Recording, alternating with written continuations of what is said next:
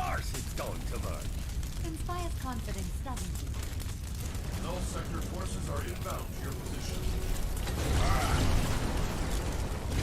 Oh, dang it, I meant to... They're not as young as they used to be. Watch out for those slices. They aren't as strong, but they tear up the payload. I can't hear you. Need to keep it safe.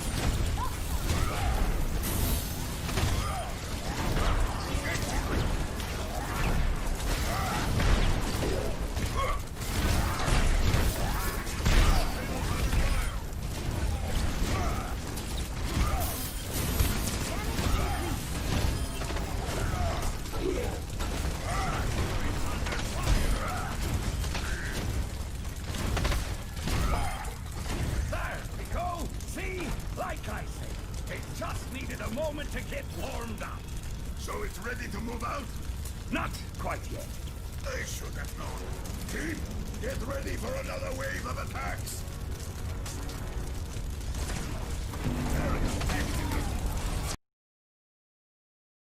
I think now everybody can hear us, so speak on your end, Chud. Hello, DarkCon's viewers. How you doing? Hope you're good. All right. So hello everybody, it's the Dark Conservatarian back with another live stream. This time not a news stream. I will be talking about the election and my afterthoughts of all the results and the allegations of voter fraud going on, but that is not going to happen until Tuesday. As today I am debating a leftist Chud Logic here. I have his YouTube channel at least linked down in the description box below, and tomorrow I'm actually not going to be doing a news stream as I typically do on, or am trying to do every Tuesday evening and Sunday afternoon, but instead I'm going to be debating a right-winger when it comes to flag burning. But other than that, yeah, Chud, just introduce yourself rather briefly to my audience. Hey, DarkCon's viewers. Hope you're all good. My name's Chud Logic. I'm a streamer. I do mainly sort of entertainment content with a leftist theme. I'm a lefty personally. That's my sort of politics, which we'll probably get into. But yeah, I mean, you know, you can come to my chat as long as you don't break the rules and you know, throwing slurs around. To like, you can hang around and you can disagree with me. You know, if you're really lucky, I might shout at you if I get really angry. But other than that, it's a pretty chill stream. You should come and check it out sometime. All right. So the subjects that I thought, just to explain to everybody on my end, that the subjects that I had lined up for what we were going to talk about was, first of all, talking about channel content creation, and then we were going to get kind of increasingly dicey into topics, because the second subject would be capitalism, and then the third and final one, if we have time, will be abortion. But typically I like to keep a little live stream debates and discussions, especially the one-on-one types, just 2 hours to make it sort of digestible. But yeah, as I have like a bit of a line of questions that I had, just to sort of clarifying some things and just asking questions, yeah, sure, to kind of railroad the conversation forward a little bit, Chud. So that's fine. As long as it doesn't turn into an interview, that's totally cool. You can ask whatever questions you like, but you know, hopefully we'll have a bit of backwards and forwards too. Right. It isn't going to be fully an interview, but just the first thing that I kind of wanted to clear up on, though, is in regards of Mr. Dapperton. Like, I'm just going to premise, for starters at least, that there are some of your opinions about him that I agree with him. I mean, I've been a long-time subscriber and listener and kind of a fan of his, even though I'm not a full-on ANCAP myself. But there was one comment in particular that I heard that you had made when in his first response video. I think it's his only response video that he's done to you, where you said that he was a child groomer, and I remember listening to your live stream reviewing Esso's live stream where he was like responding to Dapperton a bit, and you had kind of said in the opening of your own live stream there that you sort of retracted all the child sexualizing and sexual stuff in general that you thrown at Dapperton. I mean, is that correct? Do you kind of retract the comment that you made about him being a child groomer, allegedly? Yeah, sure. Look, here's the situation, okay? I like to get a bit spicy. And look, I consider myself something of a comedian, okay? I like to be a bit edgy sometimes. I might throw out, you know, a joke about someone being like, you know, that sort of thing. Appreciate, you know, it can be a bit upsetting and insulting to people, but I genuinely do not think that Mr. Dapperton is a child groomer, no. All right. Yeah, because I would, well, never mind. I'm not going to say what I just said right there. I mean, just in general, me personally, I think that, Comments about pedophilia, I mean, unless you have like serious evidence and making a serious allegation, I think that trolling along those lines is generally a good idea to avoid. I mean, unless you're going to like almost immediately afterwards say, nah, just JK, I don't seriously think that the guy is this, that I lobbed at him and whatnot. And sort of out of curiosity as well. But I mean, do you think you need to tell everyone when you're telling a joke about something, or do you think sometimes jokes are okay? If it's not an obvious sarcastic tone that you have, the most obvious of sarcastic tones that you have in your voice, I think it's a good idea in general because it'll help avoid drama in the long term of things. Because I know that there's like some drama that went down in one particular Discord that I'm in, where that this one person claims after that they had called another person a pedophile, hey, I was just trolling, and then after he had explained that he was only just trolling, I guess he did not say soon enough to where that just dragged on to a full long-ass argument between those two, and some other parties too, for that matter. Yeah, I don't know. It just sounds like you're policing comedy there. I didn't expect you to you know, be so keen to police comedy and police jokes. Well, if it comes to something that is kind of almost in the territory of slander and is affecting and would likely affect someone's reputation, especially in that kind of regard, because pedophilia is a very hot button issue, and as it can be generally said, pedophilia is like generally an immoral thing. It's accepted as an immoral thing that should be completely avoided at all times. Nazism is almost objectively immoral, believing in that stuff as well, but not to the same degree as, not quite there to the same degree as pedophilia anyways. Okay, so we can't joke about anything like rape, incest. Is there give me a list. What are like kind of moral issues we can't joke about, or you think we should avoid joking about, or make clear that we're joking about? If you're accusing somebody of being a rapist, that's where, and it's not clear that you're joking, that's when it kind of gets bordering into the slanderous territory. And but if you are like making a joke about some rape that happened in the past, it's already known to have happened, and yeah, the truth is already known about it and whatnot, or you're even like joking about yourself being raped or whatever, that doesn't quite get into slander territory. I mean, I don't want to get too policing, I'm not into joke policing, just when it comes to pedophilia in general. That's the one exception, at least, in my opinion. Okay. No, that's fine. I mean, my position is fairly consistent. I think that people should be able to joke about whatever they want, and then it's more so up to the court of public opinion to decide whether they think it's acceptable or not, and the criticism comes in, you know? Yeah, are you consistent on that across the board? Like, what if like a right winger made some sort of distasteful jokes? Would you, you know, think they should say they're joking too, or what kind of I mean, if you're talking about a right winger calling a leftist a pedophile, well then yeah, I think that they should clarify like the moment afterward. No, I'm just joking, or just be obvious of when that you're confronting when you get confronted. Excuse me, that you are only joking, that you're only trolling, because I don't know about you, but I am like in one current episode of drama, not going to name any names. Well, actually, the drama might be kind of fizzled out. I don't know, but who cares? Of where that I've been called a supposed pedo supporter, but some of the parties are at least claiming that they were trolling. I mean, it's kind of a mess as to whether or not it can be known as to whether or not they are trolling or not. It's just really ambiguous. I think at least one of those people who supposedly called me a pedo supporter, even though I've made plenty of videos lashing against pedophiles or glorifying other people lashing pedophiles, not literally lashing, but you get my point there. One of them I think is serious, but the other ones, it's kind of ambiguous as to whether or not they are trolling or not, but all the same. Okay, cool. Right, yeah, let's continue then. So I feel like we've kind of covered that. Well, what else did you want to go over? That was it. I mean, it wasn't necessarily about the idea of joking about that in of itself. It was just to clarify some things about Dapperton, because that was one of the main things that made me have kind of a lowly opinion about you originally. No offense, but since you kind of detracted that, you say that you were wrong, or well, not necessarily wrong, but that you don't really believe that. I guess it's a non-issue. I mean, by the way, I listened to like both of your live streams talking about Mr. Dapperton, responding to Mr. Dapperton, whatever, and I did not hear the comment being made. Did you private the original stream of where that you did allege him to be a child groomer? Basically, I want to make sure I'm correct. I don't. To my knowledge, I've not deleted or removed any YouTube videos that I've uploaded at all that have gone live. Any of my Twitch streams will stay up for 60 days and then they're gone forever. And I will sometimes delete Twitch streams, but often I'll do that only because I feel I've said something that will be a breach of TOS. But to answer your question, I don't think I deleted that one. I mean, it was a long time ago, so it's long gone anyway. But I mean, so, did you wait a second? Did you watch it on YouTube?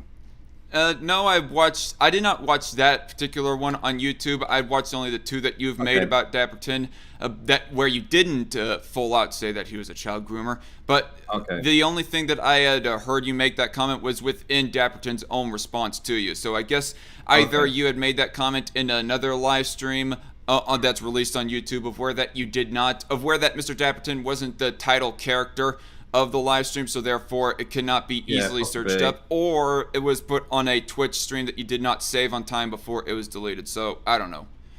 It's whatever though. So no worries. To ask a little bit more about your channel, have you been on Twitch longer than you have been on YouTube? Because I noticed that you had only started like in late last year, your YouTube channel anyways. Yeah. So basically, I did my first Twitch live stream on the 19th of November. And I think my first YouTube video was the same day or maybe a few days after. But in any case, I started all of this. The Chud Logic Media Project, I started it all mid-November. So not 2019. Was that both your Twitch and YouTube channel, or you started them both in late of last year? Oh, it was both at the same time. I actually set up my YouTube channel in August, but I didn't upload my first video till November. I gotcha. I didn't know if you had been around for a longer time on Twitch than on YouTube.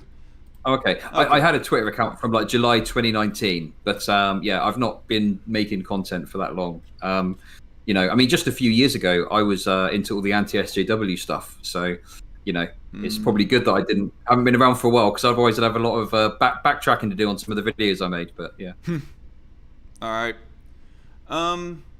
So to kind of get more into the channel content quality and so forth, I noticed that you'd be like calling other people, or at least saying that they are using anyways, ransonas a lot. Like you use the word ransona a lot, and I just gotta ask you, what do you define as a ransona?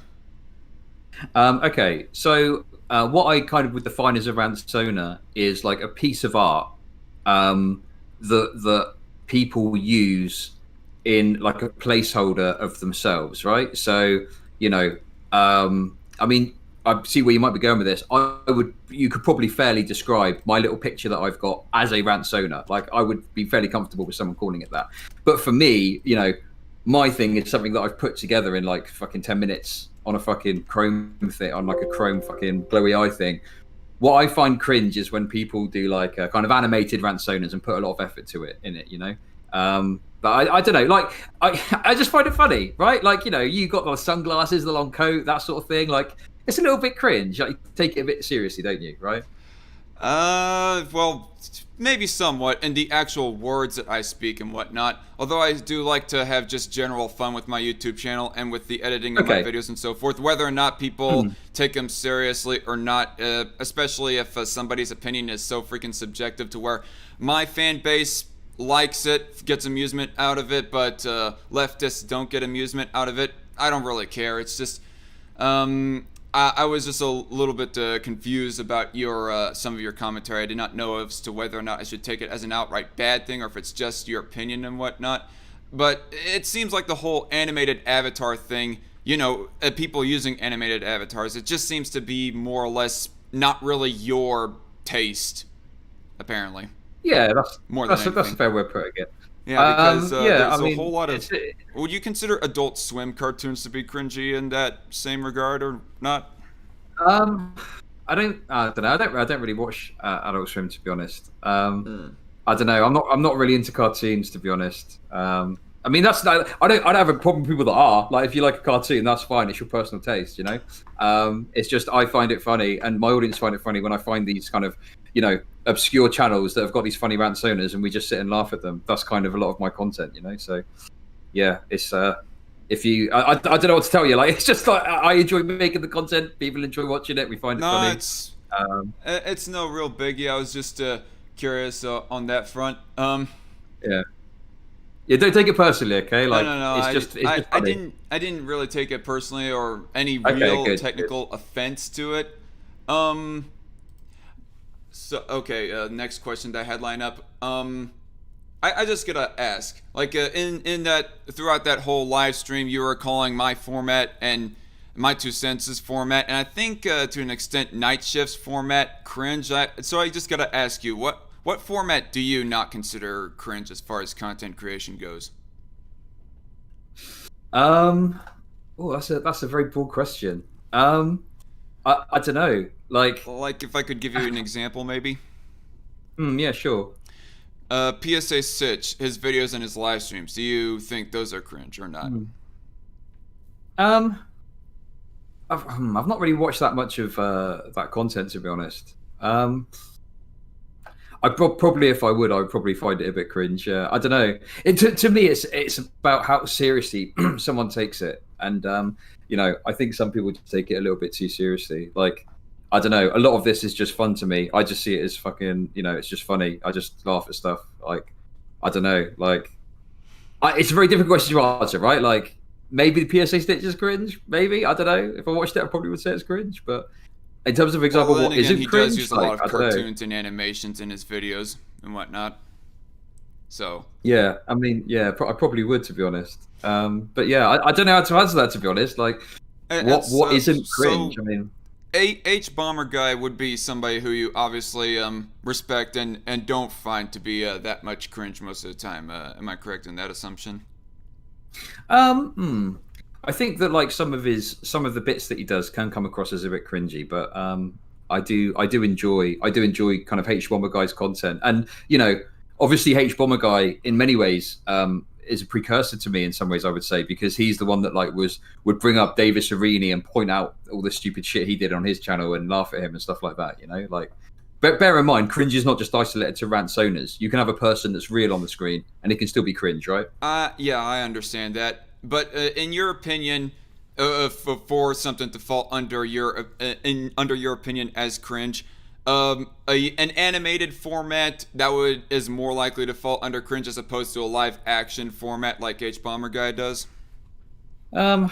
Yeah, I guess so. I mean, it's very difficult to quantify, right? Like, it's based on literally on my feelings. Like, I can't scientifically prove to you something's cringe. Like, it's just the way it makes one totally feel, just right? asking about your opinion. I don't expect there to be like an objective standard or measurement as to help define this and whatnot.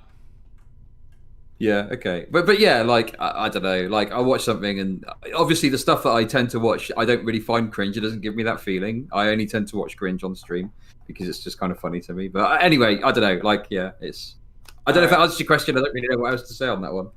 So to get kind of increasingly dicey, in that live stream, and you called me both a Nazi and a fascist, and so I just wanted to ask. Originally, I was planning on like doing an edited response video to that live stream, but I kind of got tied up in other projects, so I thought, fuck it, we'll just have all this discussion one-on-one on a live stream. And so I just gotta ask you, why is it that you referred to me as a Nazi or a fascist? Specifically? Okay. I'm just trying to think back to what I watched. I'll be honest. I honestly cannot remember the videos that I watched that would have led me to have these opinions on you. But yeah, those are quite bold accusations. You've got me a bit here, to be honest. Jive your memory to kind of help jive your memory a little bit. Yeah. On that live stream, when you had seen the thumbnail where I was doing kind of a satirical Nazi salute, that was when that you started referring to me as the Nazi dude. Or the Nazi guy, or whatever. Yeah. Okay. Why? Okay. Why did you put up a thumbnail if you were doing a fucking Roman salute? To kind of make fun of the person in question of the article that I was commentating that was being highlighted in that video. Hang on a sec. Hang on. Wait. Did you make clear that thumbnail was a joke? I kind of thought that it would have. Okay, the thumbnail itself was meant to grab attention. And the thumbnail Okay. at least kind of grabbed your attention, although I do not know if the title did, because the title, if I can like pull it up here for a second, the title went something along the lines of "You're a Nazi if you like hard rock," supposedly. Okay. Because you and said so earlier by that the title if you alone, joke about what? I was just, you said earlier if you joke about like sensitive things, you should make it clear that you're joking. Obviously, it wasn't clear to me that you were joking. So don't you think that Well- you're failing your own standard there? Well, I would have thought that the title itself would have made it kind of obvious that it was a joke. You're a neo-Nazi if Okay. you listen to hard rock! Exclamation point. That was the title of it. And plus I had like freaking Led Zeppelin on the thumbnail as well. And Okay. there's points in that live stream. I mean, if somebody was to actually go in and listen to that video, watch it, whatnot, there's one point of where that I was all like, oh, look, I'm wearing a Guns N' Roses t-shirt. I guess that means I'm a neo-Nazi, everyone. Okay. So that Okay, was, fair enough. That Well, was the nature of look, it. To the but, you know, you Nazi un- was you just understand. to grab attention and be kind of clickbaity, I guess, to get somebody to possibly listen to the video. Sorry, you going? I was just going to say, like, because, you know, you understand, like, there's potential there for someone to be scrolling for your channel. They might see that and not get the joke, right? And they'll just think you're a Nazi. Well, I understand the risk that I was getting into of somebody just flat out accusing me of being a Nazi just by looking at the thumbnail alone. Because I've had it happen to me before. People would make judgments or accusations to me based off of the more milk toast of things that I present on my YouTube channel without actually looking at the full context, actually looking at the video to see what the context might be and so forth. Fair enough. Like yeah, when yeah, it sure. comes to gender spectrum, which I don't really intend to get into the whole gender spectrum debate. Seems like you debated that full well long enough with War Corpse in one of your live streams with him. But nonetheless, I was just saying as to how I disagree with the gender spectrum, and one person was taking me out of context, thinking that I was just full out looking for people to hate on trans people, when really, no, not really. I just disagree with the idea. I do not want people to hate other people because they might believe in or claim to be on the gender spectrum. Sure. Well, look, you know, I mean, I guess that, like, again, you know, you need to bear in mind that, like, if I'm going through someone's channel and they're doing like a Roman salute, that's just an easy kind of like jab to make, right? Like, I don't know. To be honest with you, to be really honest with you, now in this debate, I don't know enough about your political viewpoints in order to accurately say, oh, I think you're a fascist or you're not a fascist, right? Like, in fact, I tell you what might be useful at this point, because we haven't really got there yet. We can do this each way. What is your like political ideology? I like to call myself a conservative libertarian. That's what conservatarian is. It's like a meshing of the word conservative and libertarian. Primarily, I'm a minarchist libertarian. That's like a step up from being an ANCAP.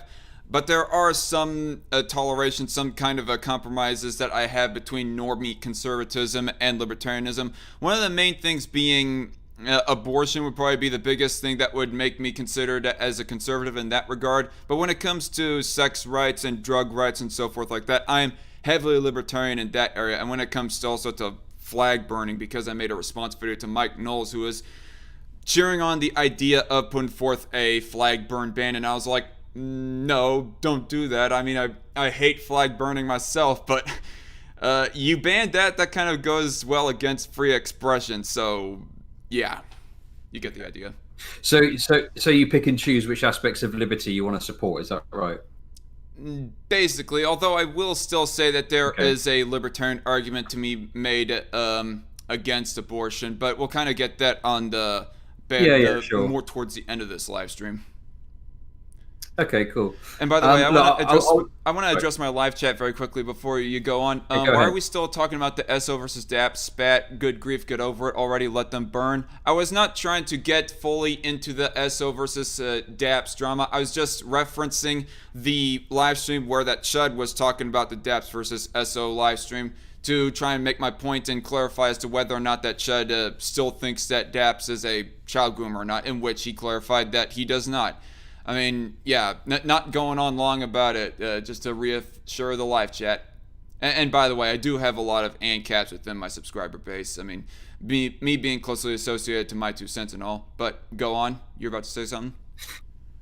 Yeah, okay. I mean, I'll do the same. We'll make it really easy. I'll just lay my cards on the table. So, like, call myself a lefty or a leftist or something like that. I don't really buy into like a specific strand of leftism. I just call myself a Marxist.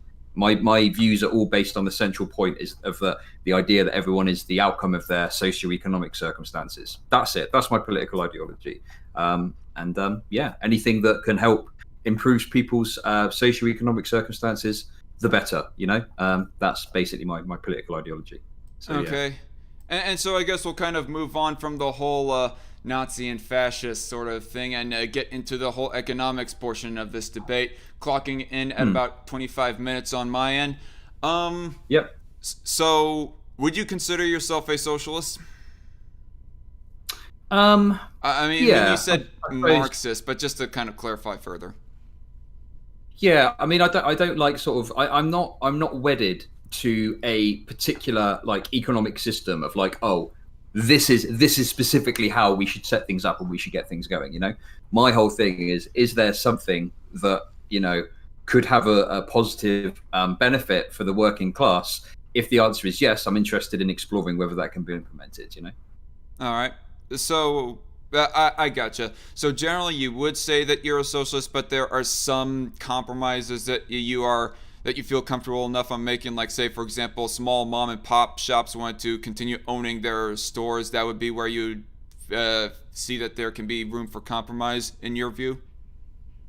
I would say that, like, for me, the idea of having one person in control of any business is not an acceptable outcome eventually.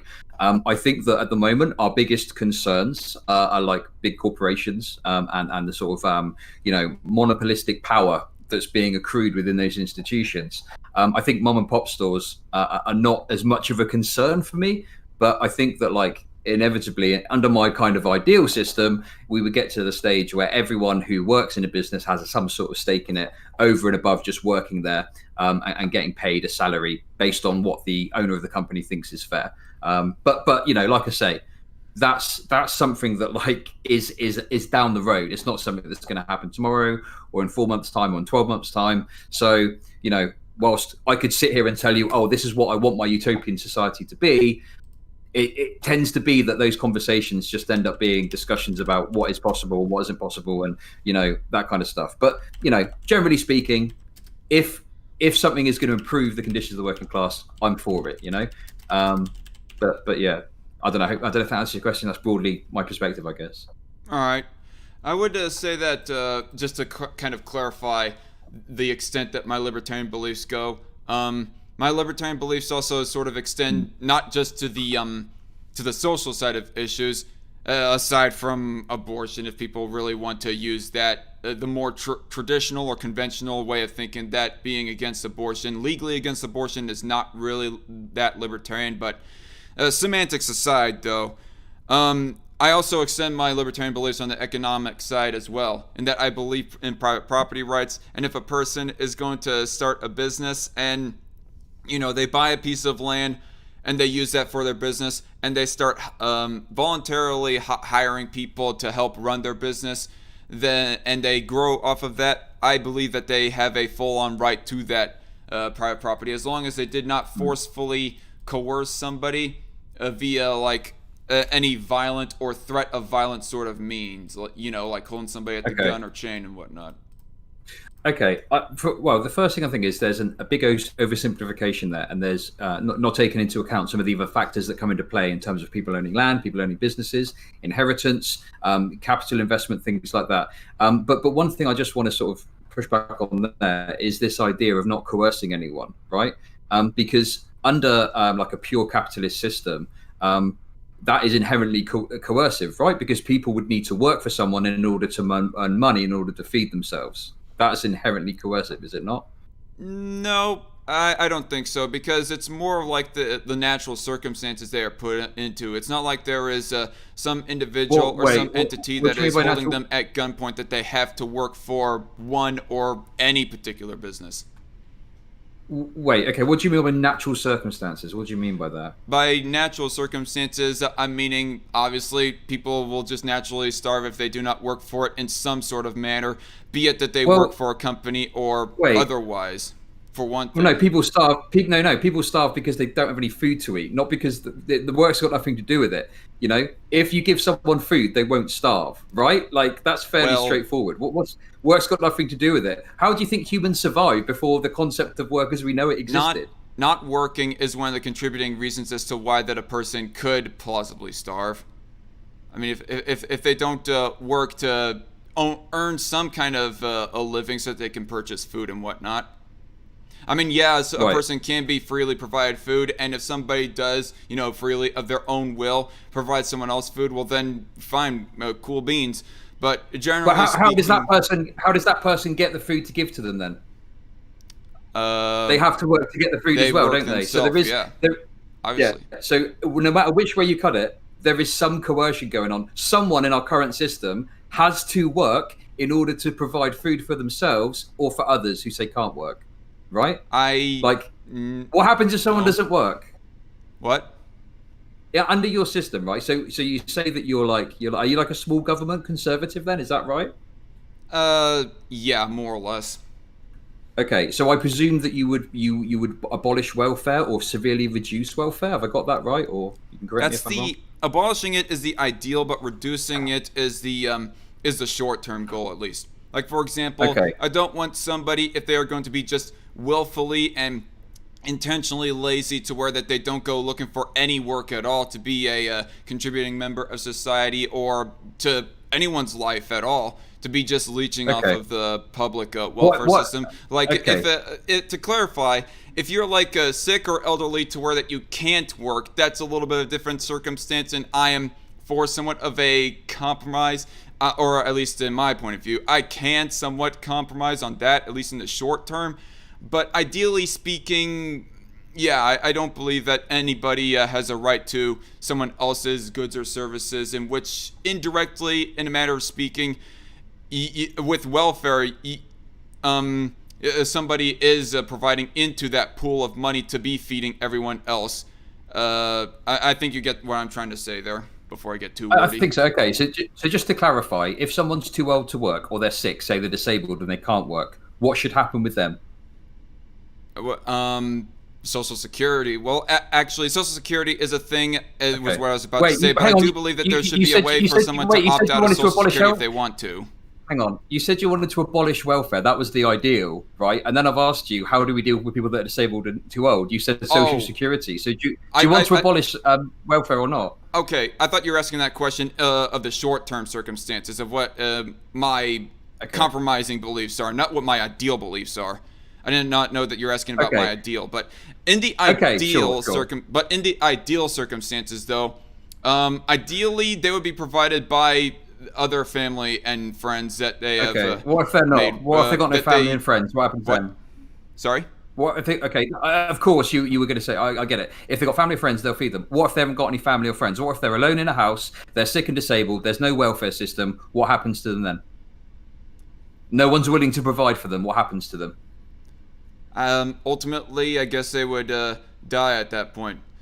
Although there was this one good Economist article, which there was a paywall in front of it, unfortunately, but fortunately enough for me, I was able to glitch myself past the paywall. I do not know how it was, but I was able to read the full thing. That basically in third world countries like India and so forth, but before the lockdowns at least, because it was primarily talking about the lockdowns, how it was reversing 20 years of poverty reduction. But basically in India and other third world countries, people were still able to raise themselves. Even the poorest people among them were able to bring themselves up as far as wealth and so forth goes. Even so much to where that they could provide off for their poorer family members and fellow citizens and so forth. But ever since the lockdowns mandated everybody to basically stop working, well, not everybody, that's hyperbolic, But nonetheless, ever since a lot of people were mandated no longer to work, shut down their businesses, they're no longer able to work and have leftovers to provide for those other poorer, unable to work people that would normally go to them. Hey, I need this amount of money or I need this food to eat for in the meantime until next time I come to you and whatnot. Okay, but just to clarify, in your ideal system, there is an acceptable amount of people that will die because there's no one to support them. Have I got that right? Because welfare's gone. There's no welfare. The way you put it does sound kind of crass, but more or less, yeah. Okay.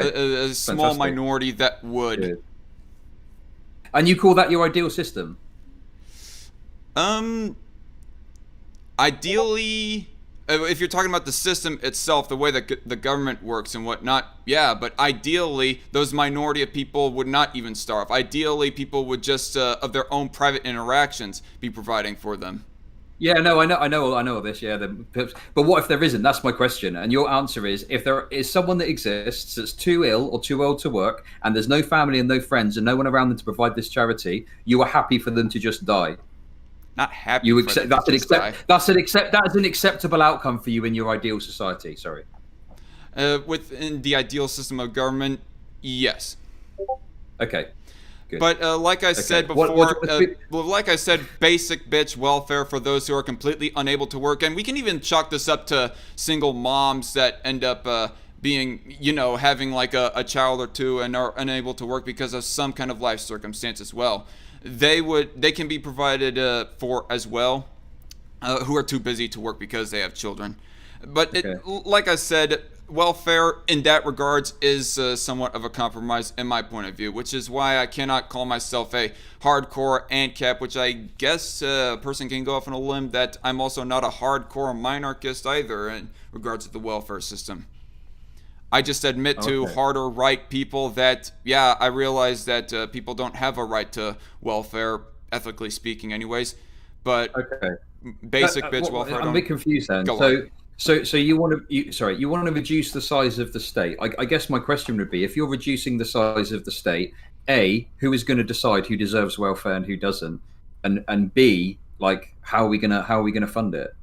Wait, who decides who gets welfare and who doesn't?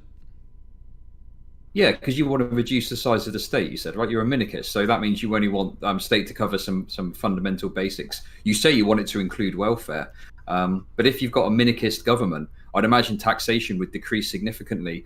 And I guess I'm just wondering, who do you decide who gets welfare, and how do you fund it in your short-term system? I guess I don't quite understand the question. I mean, I guess I just thought it would be like a self-explanatory sort of thing that we as a society would decide that if outside of sick and disabled or too elderly to work, or even a single mom who's too freaking busy, that outside of that they would not get welfare.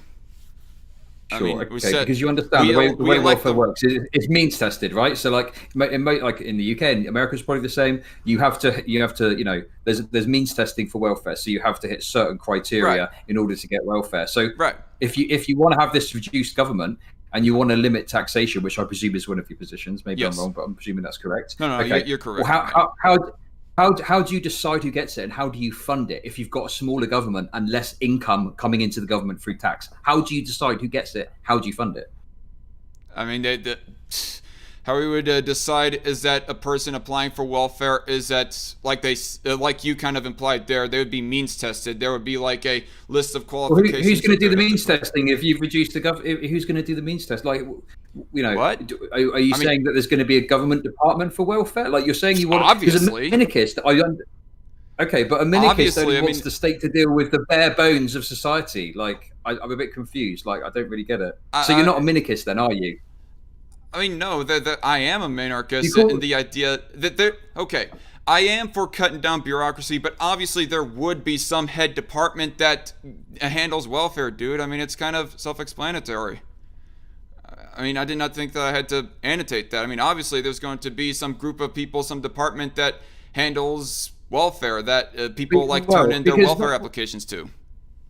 But minarchy is when the state only deals with the military, police, and the courts. So how can you be a minarchist if you think there should be a welfare system? That doesn't make any sense to me.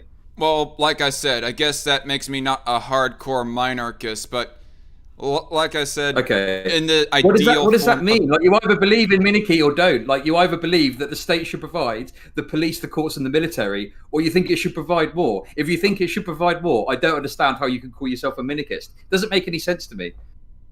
You're not a minarchist, are you? Like, that's fine, but why did you say you're a minarchist if you're not? I mean, if you want to like quibble over definitions, like I said, I'm not a hardcore minarchist. You called but yourself whatever. a minarchist, and you're not. Like, you Yes? called yourself a minarchist, and you're not a minarchist. Like, that's fine, but Because I like, why said would that- you wedge yourself because to I an said- ideology? Because I said Okay. that ideally speaking, I want to get rid of the welfare state. But in the short term, Right, I realize okay. that is not a plausible thing that's immediately going to get done. Okay, no problem. Okay, anyway, so in any case, hopefully eventually we can get to the minarchist state and we can have a bunch of old grannies and disabled people dying in the home starving of hunger. Sounds fucking great. Sign me up. Let's go. Okay. There's not going to be a perfect world, but in an imperfect world, obviously, there is going to be even just a super minority, even if people are so well enough that they can take care of the other people who are not as well off, that are more likely to die. There are still going to be those other people that are not attended to by the more well-off citizenry. Listen, look, I'm ribbing you a bit. Okay, listen, I'm being a bit mean. Listen, okay, fair enough. I just think, like, for me, the reason I'm talking about this is, like, I don't know. I just find it weird when people buy into these, like, these ideologies. They really wed themselves to them. Like, I don't know. I just don't really do that. But it's just interesting to me that people wed themselves to an ideology, and when you talk about it, they don't even really believe in some of the fundamental principles of it. I don't know. It's strange. Well, to me, but, I believe in it, but I guess I don't put into practice the ideal of the ideology so quickly, Okay. so soon. I mean, of course, there's going to be like imperfections in monarchy to where that some people are going to ultimately die of starvation and so forth. I mean, the same thing kind of comes to abortion as well, because there's still, if you was to like get rid of abortion entirely, which I'm just using this as an analogy. I don't want to get into the abortion discussion quite just yet, but if you like got rid of abortion entirely, or at least whenever a person wants to put down the cap, because I don't want to cap it down to 0 weeks. I want to cap it at 7 weeks, just to clarify to everybody. 7 weeks of conception, after conception. If it was to be put down to that, obviously there's going to be those mothers who are like already past the 7 week point that are going to end up dying because they are so freaking desperate to want to do a self-induced abortion or other means. But it's, yeah, be it a super minority or otherwise. Okay, cool. Well, look, is there anything that you want to ask? I've quizzed you a bit about your beliefs. Is there anything you want to ask me about mine? All right. Well, I do not know if there was anything that I wanted to quiz you particularly. Okay. I mean, I guess there is one question that comes to mind right now that I don't have written down. How would you, as a socialist, how would you explain off the USSR and Mao's China? Why have I got to explain the USSR and Mao? I mean, those seem to be kind of bad examples of socialism in practice. Yeah. Well, and where that it started off as an idealist movement of where that the workers, via revolution, grant you. I mean, there's some of those. Excuse me. I mean, obviously, there's some of you far leftists and socialists that want to do the reform route, but pardon me. But nonetheless, it was still an idealist movement of where that we were going to put the means of production in the workers' hands via revolutionary methods. But then eventually you had these figures that would just accumulate so much power to where that it would end up in death and just not total control, but most control over society. Almost total control over society. Okay. Well, okay. I mean, my answer to that is like, how do you like those two? I guess is what I should ask, if at all. I mean, yeah, I think like the USSR and Mao's China, the fact they no longer exist is due to a number of complicated reasons. One of them being that the projects were inevitably failures. Whilst there are some external things you can point to, such as imperialism, I don't think that lets them off the hook completely. There were deep-rooted problems in the USSR, in Mao's China that I wouldn't want to repeat. But here's the thing, right? So as a Marxist, as someone that believes in dialectical materialism, material analysis, right? My perspective is that the events of the world are shaped, and people, everything is shaped by the material conditions. So even if I came into this conversation, and let's say I was like a hardcore tanky, right? And I was like the fucking, oh yeah, fucking let's bring back the USSR. It would be like scientifically impossible for me to create another society that is like the USSR, because no country really exists today that has the exact same material conditions as the USSR. Obviously. So it's a moot question anyway. So, you know, my answer is, not only do I not want to repeat the USSR, it wouldn't physically, be possible, philosophically, it wouldn't be possible for me to do it anyway. I realize that there's not going to be the same resources available, but I'm talking about the models of how them societies ended up as, in which that they did a complete seizing of private property, well, almost completely anyways, to where that virtually is non-existent. And then both societies had to revive some of their private sector business. I can't remember what it was exactly. It's called special economic zones. Both countries at the time, right after the revolutions, or a few years after the revolutions, had to put into place these special economic zones to where that people were allowed to privately invest and whatnot, and they would basically tax off of those businesses to sort of boost up their economies, because they realized that they were failing initially with their public ownership of practically everything within the economy. And afterwards, there was so much death, like tens of millions of people, because of their economic models and so forth. Yeah, that sounds like a question you want to ask someone that's like very supportive of the USSR. As I say, not only do I not like think we should repeat that? I don't think we can repeat it. But further to that, as I said at the start of this conversation, I'm not wedded to one particular specific ideology. I'm not a Marxist-Leninist. I think there's maybe some ideas that are worth exploring from that ideology, but I'm not suggesting that like that is the one true way to implement what I think. I think anything that helps improve the material conditions of the working class is worth considering. If we look at it, and that looks like that might end up in the death of millions of people, then yeah, obviously I'm not going to be down with that, All right. So yeah, I don't know. All right. So Chud is not a tanky, y'all. But, I'm not a tanky. Not that I'm saying that anybody was accusing you of that, but I just thought sure. say that to kind of sum up that part. But would you say that you're more of a reformist, that you're for the government stepping in and gradually taking in all private property to eventually put it in possession of the workers? I mean, I think that that potentially can lend itself to authoritarianism potentially. I don't know. I mean, I don't call myself an anarchist, but I do think that like a decentralized system is probably. I mean, look, I'm no economist, right? So like I don't know all the answers. I don't have it all figured out. I don't know what my ideal system would be. The kind of things that I'm interested in looking at and talking about are things that we can achieve realistically, within the next 10, 20, 30 years. So for example, one idea is like, let me put it to you like this. So you spend, I mean, I don't know if you do a job or whatever, what you do, but you spend, so you spend most of your waking hours in your workplace, right? Roughly, probably about half or something. About half. Okay. So let's say it's half of your time is spent in your workplace, right? Your half of your waking hours. So half of your waking hours, you were told what to wear, when to go into work, when to leave work, what work you have to do, right? If you don't work hard enough, you get punished or you get in trouble or whatever. And if you work over what you're supposed to, you might occasionally get a little treat from the boss for working a bit harder than you should, right? My point is, you at the beck and call of your boss all of the time, constantly. What I would want to see introduced is at the start, at least at minimum, the ability for workers to have some say over the conditions of their workplace, right? So I think initially you would want to do that through unions. So workers should, in my mind, unionize in order to have bargaining power so that they can bargain with their employers in order to get favorable terms for the workers. That would be my initial thought process. Now, workplace democracy is something I'm interested in as well. But yeah, I think initially people unionizing to increase their bargaining power so they get better conditions from their work. I think that would be a good first step towards the kind of society I want to see. Sorry, I'm just writing down something from the chat right now to save for later.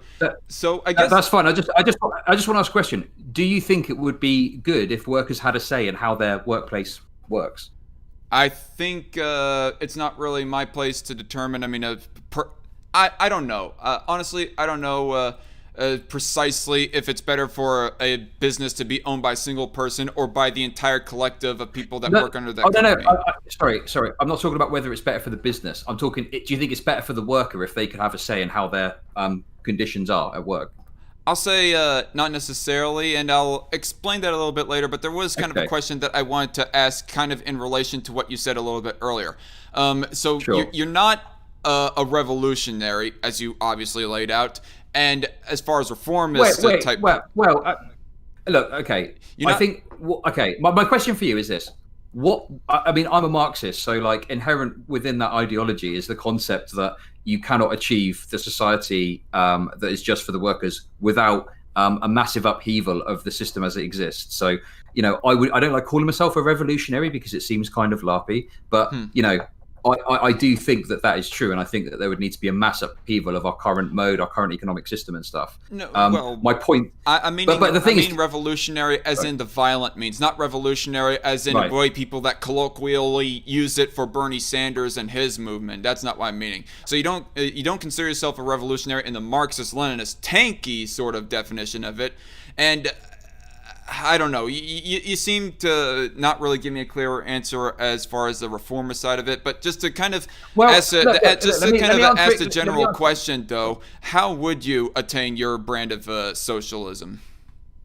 Well, like I say, I don't have a brand of socialism that I'm looking to attain. Like I just want anything that's going to help the working class, right? Now, the point that I'm making is that my sincere belief is that the ruling class, the capitalists, the politicians, right? They are in a position of power and they're not going to want to give that up willingly. Now, I'm not necessarily saying revolution is in, oh, everyone should take to the street with guns. Like, I don't, you know, that is a last ditch effort. You know, if there's severe repression, stuff like that, it's complicated. But broadly speaking, you know, the idea of a violent insurrection against the government is scary. It's not something that I really think, you know, we should be putting at the forefront of our conversations. At least you and I are in agreement of that.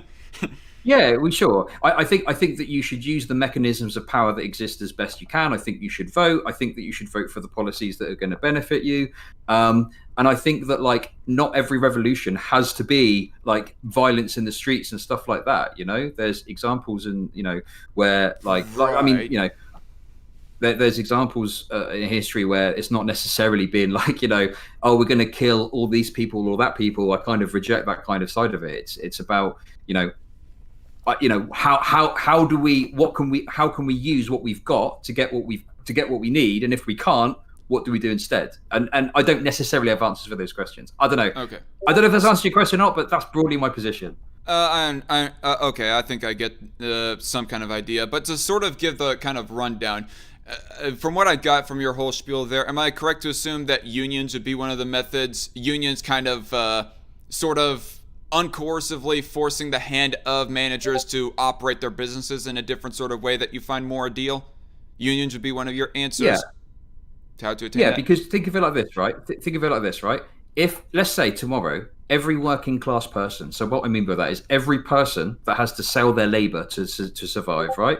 If every single person put down their tools and said, we are not going to work any longer, right? That's it. The system's fucked, right? Because without us, you know, putting our bodies into the gears and making them grind, it all falls apart. And that's, you know, look around you, look at what's happened with coronavirus. People haven't been able to go to work. The system's fucking, you know, creaking under the pressure of it all. So, you know, the point is that like they need us more than we need them. So we should have a very big seat at the table to decide how things go. That's my perspective. Mm-hmm. So another method, just to kind of go down the laundry list of how to attain a, like, not the exact ideal, because you do not have an exact idea of how that you want society to be, but for it to be roughly more like what you roughly want, redundant use of my words here, but nonetheless, Right. another idea would be taxing the rich more, or increasing taxes in general more. Yeah, I think that, like, you know, in order to fund something that I believe in, like, for example, everyone should be provided essential healthcare at the point of service. You would, within our current system, you would need to tax the rich more to fund that. There's Okay. one thing I just want to point out to you. I don't know if you've heard of this before. There's something in sort of lefty theory that's called capitalist realism. Okay. Now, what this is essentially all of us are born into like a capitalist society, and through our lives, we're socialized to think that capitalism is based and all this stuff, right? So all of us are in positions where we perceive capitalism as being the only kind of economic social paradigm that works and can ever work, right? So the point I would make kind of there is that just because we don't necessarily have like answers to certain things doesn't mean it's not viable. It's just that maybe we haven't thought of it yet, and we're all trapped thinking that capitalism is the only way to run things, unless you sort of challenge that, you know? So capitalist realism is often something that's very difficult in these conversations, because I presume that you probably believe that capitalism is the one best way to run society, right? No, basically, Maybe I'm yeah. wrong.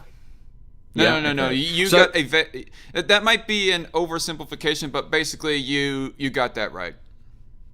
Yeah, okay. And look, I'm not saying, you know, this isn't like a slight on you. This is something that everyone has, and you know, it's like we all have got to try and work to break out of it, you know. But it's difficult because we're socialized through a whole life. You know, think about your schooling, think about your work. You know, we're pitted against each other. We're told the best succeed, the best thrive. You know, you've got to work hard to be the best and stuff like that. Now that is kind of opposite to what I believe, and that's where the Marxism comes in, because my perspective is that, you know, everyone is the outcome, like I say, of their socioeconomic circumstances, right?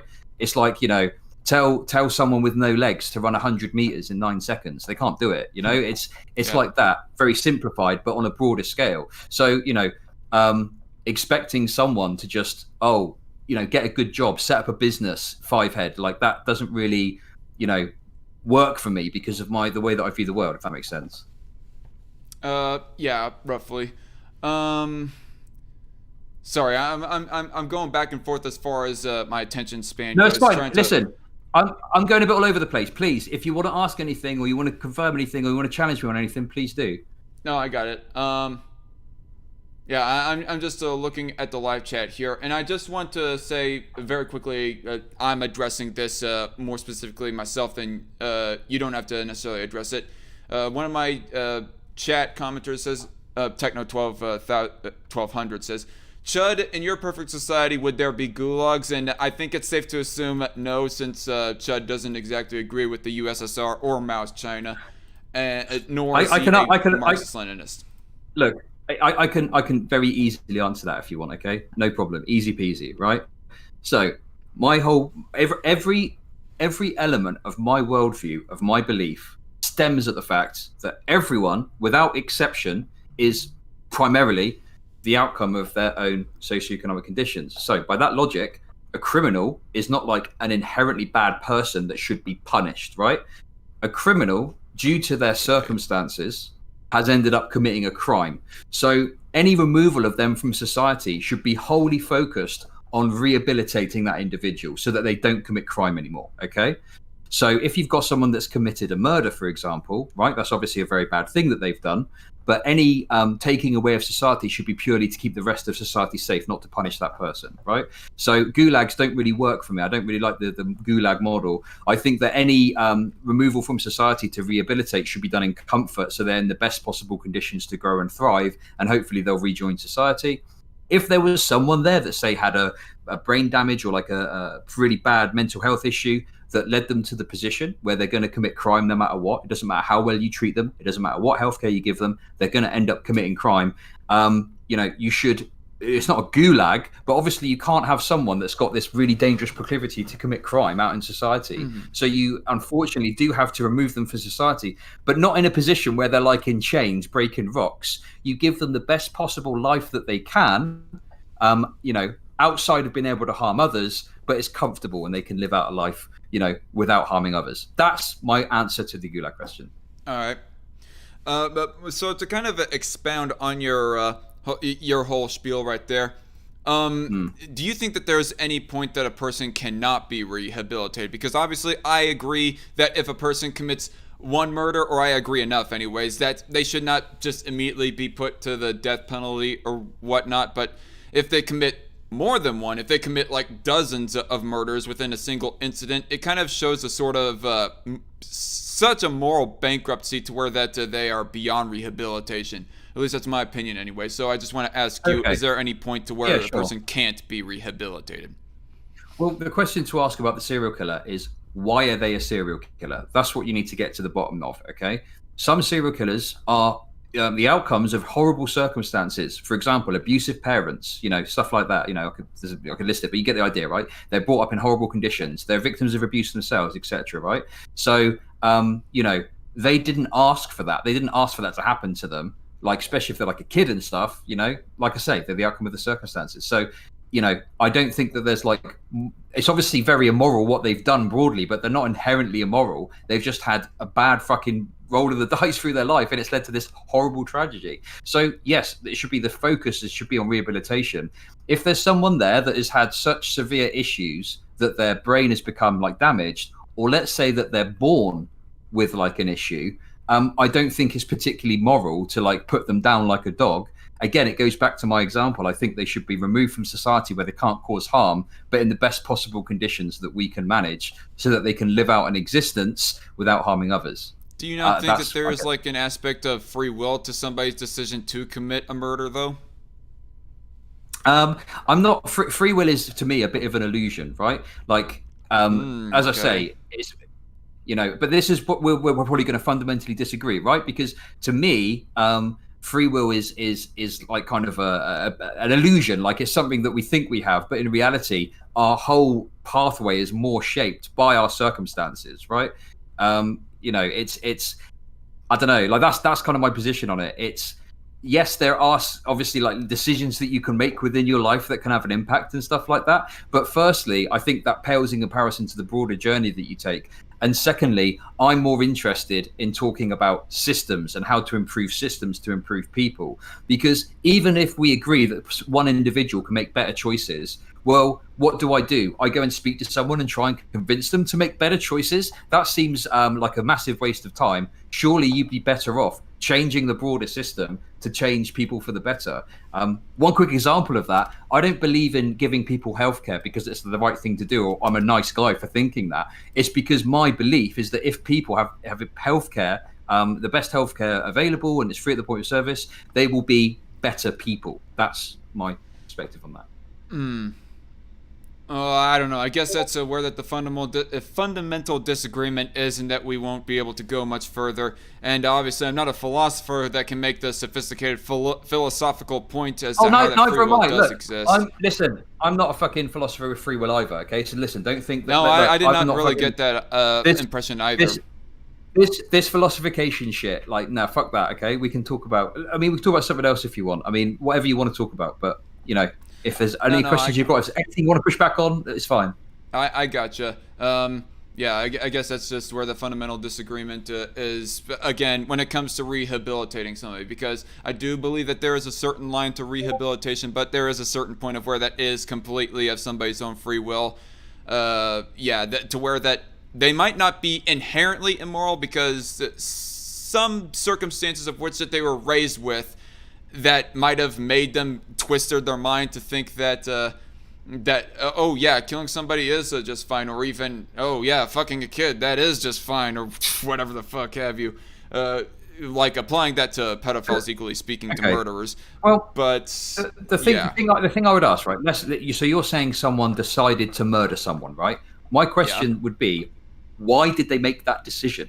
Because to me, it doesn't make any sense. Why would someone murder someone, right?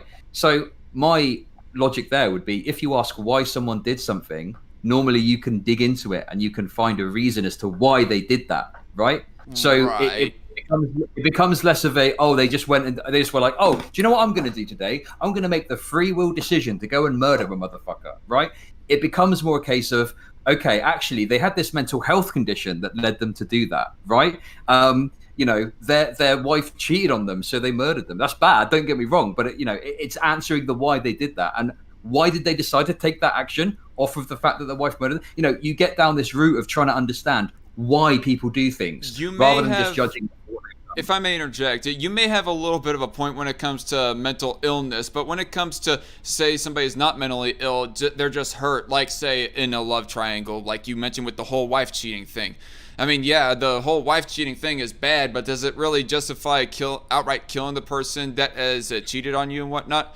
I mean, no, I'd say who gives a fuck about their incentives as to why that they killed that other person? All they did merely was just, to a certain extent, hurt their feelings, but go on. Okay, let me explain this in a bit more detail, okay? So, here's the issue with that. So, in the crime of passion, right, a man finds his wife cheating on him and decides to murder his wife and the person, right? Now, what I would say is, why did they cheat on them? They didn't just go, oh, okay, they're cheating on me, I'm going to murder them. What I would argue is that society sets us up to, one, put certain types of relationships at the forefront of our psyche. So we are led to believe that like a man and a woman getting married is the one best way to have a relationship, right? Add on top of that, the way that society treats men. They expect us to be masculine. They expect us to be strong. They expect us to be stoic. They expect us to, not be emotional, to just bottle it all up and just get on with it, right? These sorts of things within society affect men, and that then leads to men, finding someone cheating on them. That's what leads them to then commit that crime. It's not that they thought, I'm just going to kill this person. There's a lot of societal influences and factors that are having an influence on that person that leads to them then committing that crime. That's what I would say to that. Well, I don't see as to how that... if there's like all these things contributing as to like different types of information that they are getting to sort of make them come to this conclusion, I do not see as to how that all these contributing things contributes to how that it's not like completely their fault as to why that they decided that they are going to kill another person. This might be where the sort of free will thing kind of comes into play, of where that you and I are going to fundamentally disagree. A person decided to take their own personal problems out onto someone else by slitting their throat or whatever.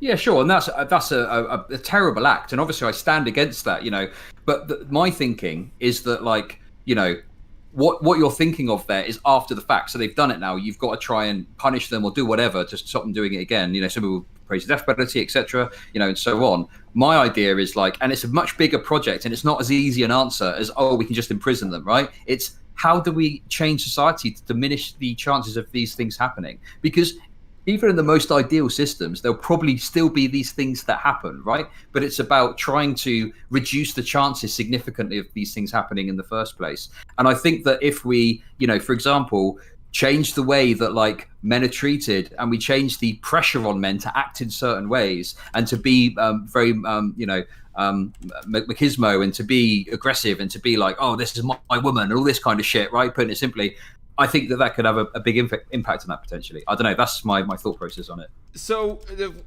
I'm paraphrasing you, obviously. So your conclusion or your belief is that we should like reduce some of the things that are happening in society that is making somebody want to be incentivized to want to commit some crime or whatnot. I mean, yeah. Oh, excuse me. That's all fair, well, and good. Oh, sorry. I'm drinking a Monster here, so I'm feeling a little bit gassy here. So my bad. But anyway, I mean, that's all well and good, but ultimately, I think what we can do to sort of mitigate those sort of circumstances can only go so far until we start negatively affecting other people. Like, for example, poverty, or even poverty, let's say, for example. I'm trying to find the exact way to articulate this point. It's fine. Don't worry. There's no rush. A person commits poverty because, or commits a crime because they are not getting fed, because they do not have money or to buy themselves food or any of those other life essentials. So they decide to take their own problem completely out on someone else and rob them or kill them or whatever else have you. I mean, we can do what we can to mitigate that, but I just don't believe that we should be like doing stuff that comes at the expense of other people, be it we absolutely tax the crap out of everyone, or we sort of regulate businesses, people's privately owned businesses, so that they ultimately don't fall into poverty as easily, be it a higher minimum wage, let's say, as a stark example of what I am more against. I was kind of a little bit imprecise and all over the place with my analogy and example right there, but I think I think I understand what you're saying. So what you're saying is, you don't want changing society to like impede on a person's personal liberty or whatever. Basically, yes. Is that the argument? Right. Okay. Cool. Yes. Well, the thing is I think this is again going to be an issue because I see. The fact that like a mega rich billionaire CEO, right, can enforce these terms on someone. Essentially, you must work for me, or you can go and work for the other billionaire down the road, or there's that billionaire down the road that you can work for down there. Well, it will be much of the same if we're honest, right? I think that there's an inherent lack of respect for the liberty of the worker when a billionaire dictates. I say the billionaire, it's not the billionaire directly saying to it, but through his company, through his managers, through his senior management team, etc., through the structure of the company, is essentially saying, you must come in and work these hours, you must do this work for me, you must do this much productivity, and if you don't, the way society is set up, unless the government helps you, you will starve. Like, I think that is inherently an issue of liberty as well, right? You think that a person, you think that a person firing another person and telling them to go ahead and work for someone else down the road or whatnot, that's an impediment on that former employee's liberties? Well, it is inherently because, as I said before, within the system, fortunately, we do have some sort of welfare system at the moment, right? So, there is still the option of people can rely on the government for some sort of support, but like under my system, it would ideally be broadened further. But in any case, there's still something there at the moment. But it strikes me that the system that you're advocating for is like, I know you're saying there would be welfare at the start, but then eventually it would go, and then we're just reliant on charity for people who, get fired or can't find another job or something like that. I don't know. I think what I would kind of say in response to that is that I would heavily disagree that it's not an impediment on their liberty, because a person does not have a right to be paid for and working for someone else. If a person denies, no, I don't want you to be working for me, no, I don't want to pay you for any work, I don't want you to work for me at all, that employee who's being denied by that other person work of any sort, they don't really have a right to be working for that person, or much less getting some sort of practical good from that other person. I would agree with you in principle if we lived in a society where someone had a guaranteed bed to sleep in, food in their belly, their basic needs met, so they could at least survive at the very least. If someone ends up firing someone, but they can still go home and comfortably sleep in their bed and not be worried about getting kicked out. They got something to eat in the fridge. They can go and cook something. That's fine. But the reality is, we live in a system where even with our welfare system, it still fails people, and people end up, like I said in my example, you got the granny at home starving to death or freezing to death at winter, or a disabled person desperately unable to eat, starving to death. Right. So if I may ask a question to kind of expedite this topic just a little bit. So I'm not saying that I agree with this circumstance, this kind of society that I am posing right here. But say, for example, if the government reformed the welfare system and funded it well enough to where that everybody was basically provided for housing, clothing, food, and maybe some other life essentials like a way to communicate with their loved ones, free phones, for example. If they were able to provide that, and healthcare for that matter, that sort of stuff. It wouldn't have to be the latest iPhone, by the way. It could just be any phone, just something to communicate. Oh yeah, gotcha. Like a flip phone or something. But the flip anyway, phone's fine, yeah. So that aside, though, so all that stuff, if the government provided all that stuff, reformed the welfare system so it provided all that stuff, would it be all right that a business can tell whatever, could run their business however they want and tell their employees whatever to do that does not directly cause harm to the person or impede on their rights? Well, the thing is, under my system, like you And by the wouldn't person have and their rights, I mean the employee more specifically. well, yeah, because but the thing is, you're thinking of this that under my system there'd be companies and there'd be like a big boss and they decide how everything runs, right? I guess you would be that, let's say we retain that and we still have capital ownership of the means of production. My answer to that would be that yes, on the provision that there's strong unions that are not impede. So let's say you don't want to regulate the businesses or whatever. My position is, let's let these unions have really strong labor powers so that that can be a form of regulation of these companies so that the workers have, at the start at least anyway, like a minimum say in the terms. And, for example, if there was an example where business was firing someone, I think that there should be some union ability there to push back on that and represent the employee, right? Like, I don't know, that would be my basic. Well, if you're talking take on about something to mitigate safety regulations, to make sure that nobody ends up in a situation to where that the boss is basically committing manslaughter to their employees or whatever circumstance might cause that sort of circumstance, well, then that's fine. But I'm talking about things like what kind of benefits you're mandating the employer to provide to the employee, what sort of wages they want to provide, and other sort of stuff like that.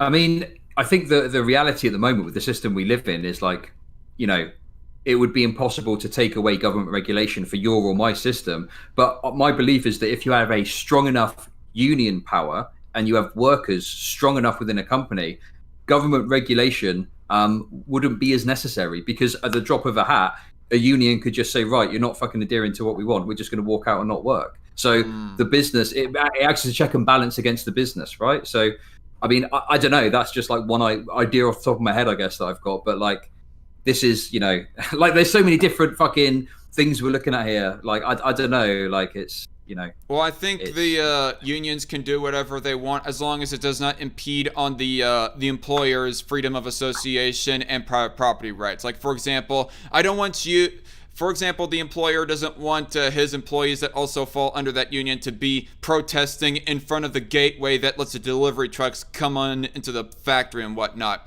And they are like protesting directly on the private property, blocking that entrance and whatnot. I don't believe the union has the right to do that, but if they want to protest outside of the private property so that the trucks can like still get in, then that's fine. Just as a arbitrary example for how, but to what extent I'm fine with unions. But the thing is though, if we're gonna, so you're saying that the government should be able to regulate unions but not the business, because a government would have to regulate that, right? They'd have to set the rule that the union is not allowed to protest in front of the business. Yeah.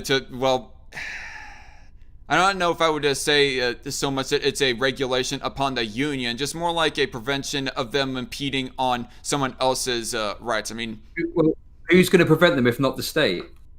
Unless you're talking about police and you have the business employ their own police either force. Police or private security, because there are plenty of businesses that hire their own private security firms that work at the gates for entrance of the factory and whatnot.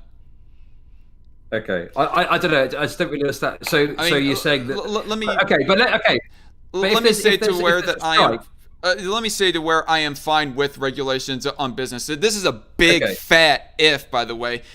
If the government is to exist, I believe that the government's job is to provide for the basic rights of all individuals out there, the natural human rights of everybody, like their private property not being impeded on by other individuals, that be theft, that no one be impeding on their right to life, that being like murder, that person did nothing to provoke murder, like they didn't kill anyone themselves or whatever, that they do not murder someone else in that way, or in this regard, that they do not commit manslaughter either. And if there's some circumstance, some poor ass working condition to where that, there's a risk of something that's going to fall on the employees or whatever, and if that happens, that's going to end up committing manslaughter eventually. I think that there is a bit of incentive for the government to step in and say, no, secure that beam, make sure that doesn't fall on anyone. But that, again, is, by the way, a big fat if the government is to exist. That's what I think that the government's job should be. I just don't believe that the government should be regulating businesses as far as benefits and minimum wage and wage that they provide for their employees, stuff like that. I mean, I'd be happy if there were strong unions that could, regulate that themselves. I don't But see. it's a two-way street, right? If like, well, the point is, a union, they can make demands of the company, right? And if the demands aren't fair, then they could say, well, we're not going to work. Like, fuck you. We're gonna protest, right? And in your example of, yeah, sure, I guess the protest could let trucks in. It wouldn't fucking matter because everyone's going to strike. I mean, yeah, they might get scabs in or whatever to work and stuff. But the whole point of a union is you use the threat of your labor power as a tool. You say collectively, you know, we will fuck up your business unless you concede to what we want, right? To what extent are we talking about fuck up their business? Is my question. Well, I'm not talking. Okay, what I mean by fuck their business up. Sorry, just to be clear, I'm not talking about going and tearing it down. I just mean, like we said, workers could collectively agree to stop working. That could have a significant negative impact on that business after just a few days, after just a week. Of course. Some businesses are operating. Think about if every Amazon worker. I mean, this is a bit unrealistic as it stands, but imagine if every Amazon worker agreed that, and they're not going to work for a week. Like that would have a significant, tangible impact on Amazon, right? Yeah, I mean, I believe that people should be fully allowed to stop working for another company if they want to. But at the same time, that business can ultimately fire them at the same time. I mean, the employment has to be a mutual agreement. Like, hey, secure this beam so that I do not get hit on the head, and at least pay me $10 an hour or even $15 an hour, if not more, and I'll continue working for you. And business owner agrees to that. And by the way, Mr. Employee, Mr. Walker, you not block the trucks for them to, come in and do deliveries and stuff like that. We have a mutual agreement there. Okay, I keep paying you, you keep working for me, you not intervene with business as usual, Sure. I mean, I would like it if, this is obviously at the very start of things, if the workers had more of a say. That's a big part of what I want, is workers having more of a say in their conditions. They spend most of their working hours at work, it dictates so much of their life. To me, it's only fair that they get to have a big seat at the table to decide what's what, and at the moment that doesn't happen.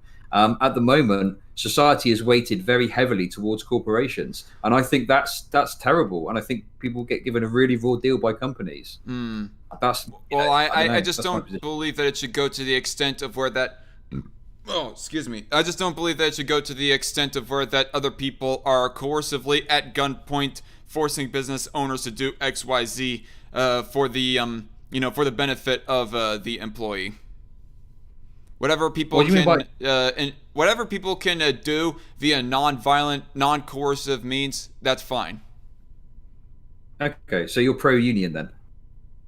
I don't think I've ever said that I was anti-union. It just, I don't want them to. There's a line that I believe that unions can go, but fully voluntarily organizing each other so that you can strategize how that you're going to bargain with the employer with their work conditions and whatnot, that's fine. I guess my thing is if you kind of think unions should be able to operate but not be too powerful, essentially, like, who is it that's going to regulate the unions? That's normally the government's job, right? I guess to an extent it would be, because it's also, like I lined up a little bit earlier, the government's job to make sure that no innocent person gets homicide committed on them and so forth. Okay. But I want to address, if we may move on, though. I just want to quickly, we can move on. I just want to quickly confirm. So you think the government should do police, military, courts, welfare, a little bit of welfare, and also union regulation, yeah? Is that right? Well, union regulation kind of comes along with enforcing other people's natural rights, being business owners' rights. So I don't know if I agree with the way that you are wording it, but I guess I'll just give you the benefit of the doubt. Wording No, that's okay. What do you want to move on to? So there was a chat comment that is by, first of all, this is one of the very first chat comments, actually. Actually, it's the very first. Zachary Colley asks, what the hell does Chud even mean? I mean, I don't know. In what respect? What? I don't know. If you call your YouTube channel Chud Logic, what is a Chud? Oh, okay.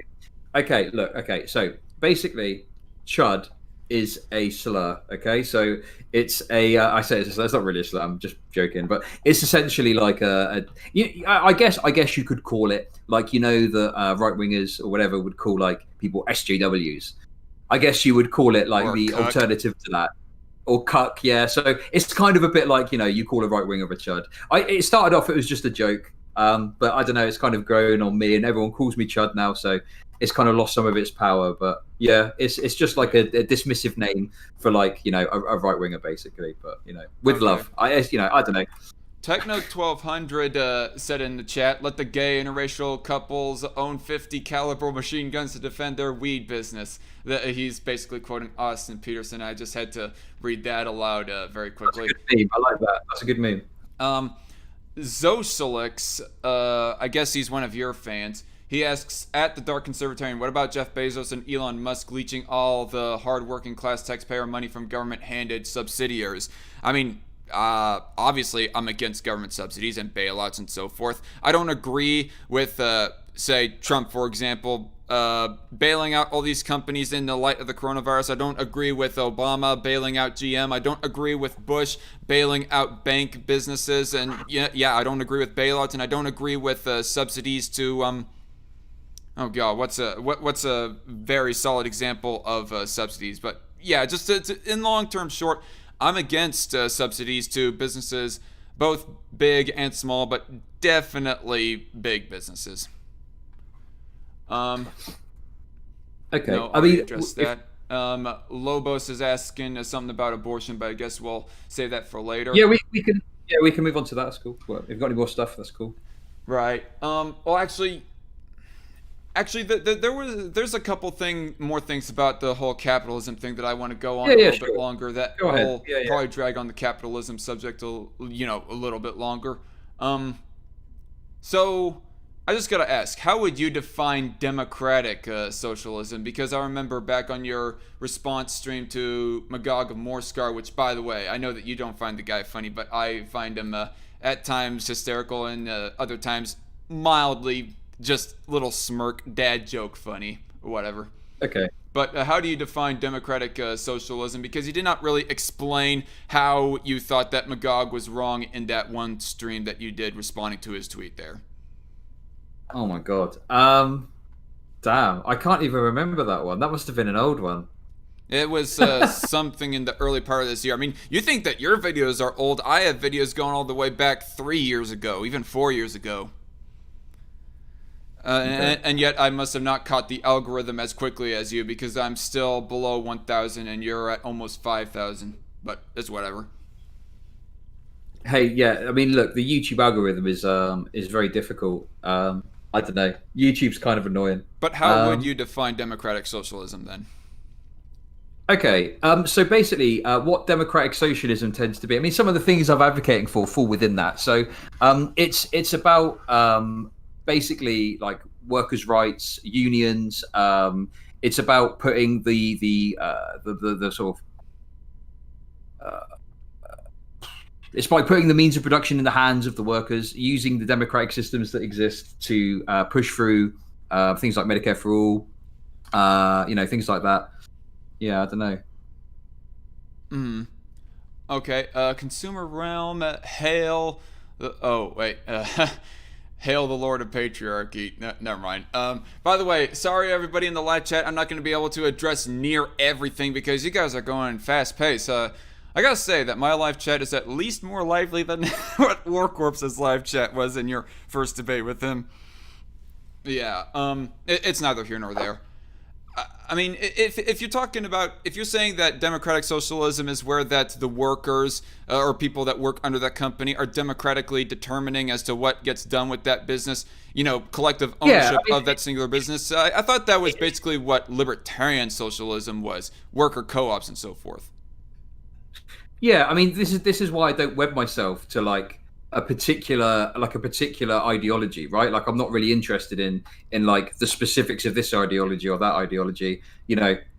It's someone in my chat saying it's Bernie Sanders memes and Cornel West. But I mean, what's interesting is like for example, Bernie Sanders called himself like a democratic socialist, But if you actually look at his policy positions and his platforms, what he was actually advocating for was like social democracy. It wasn't really Right. socialism as such.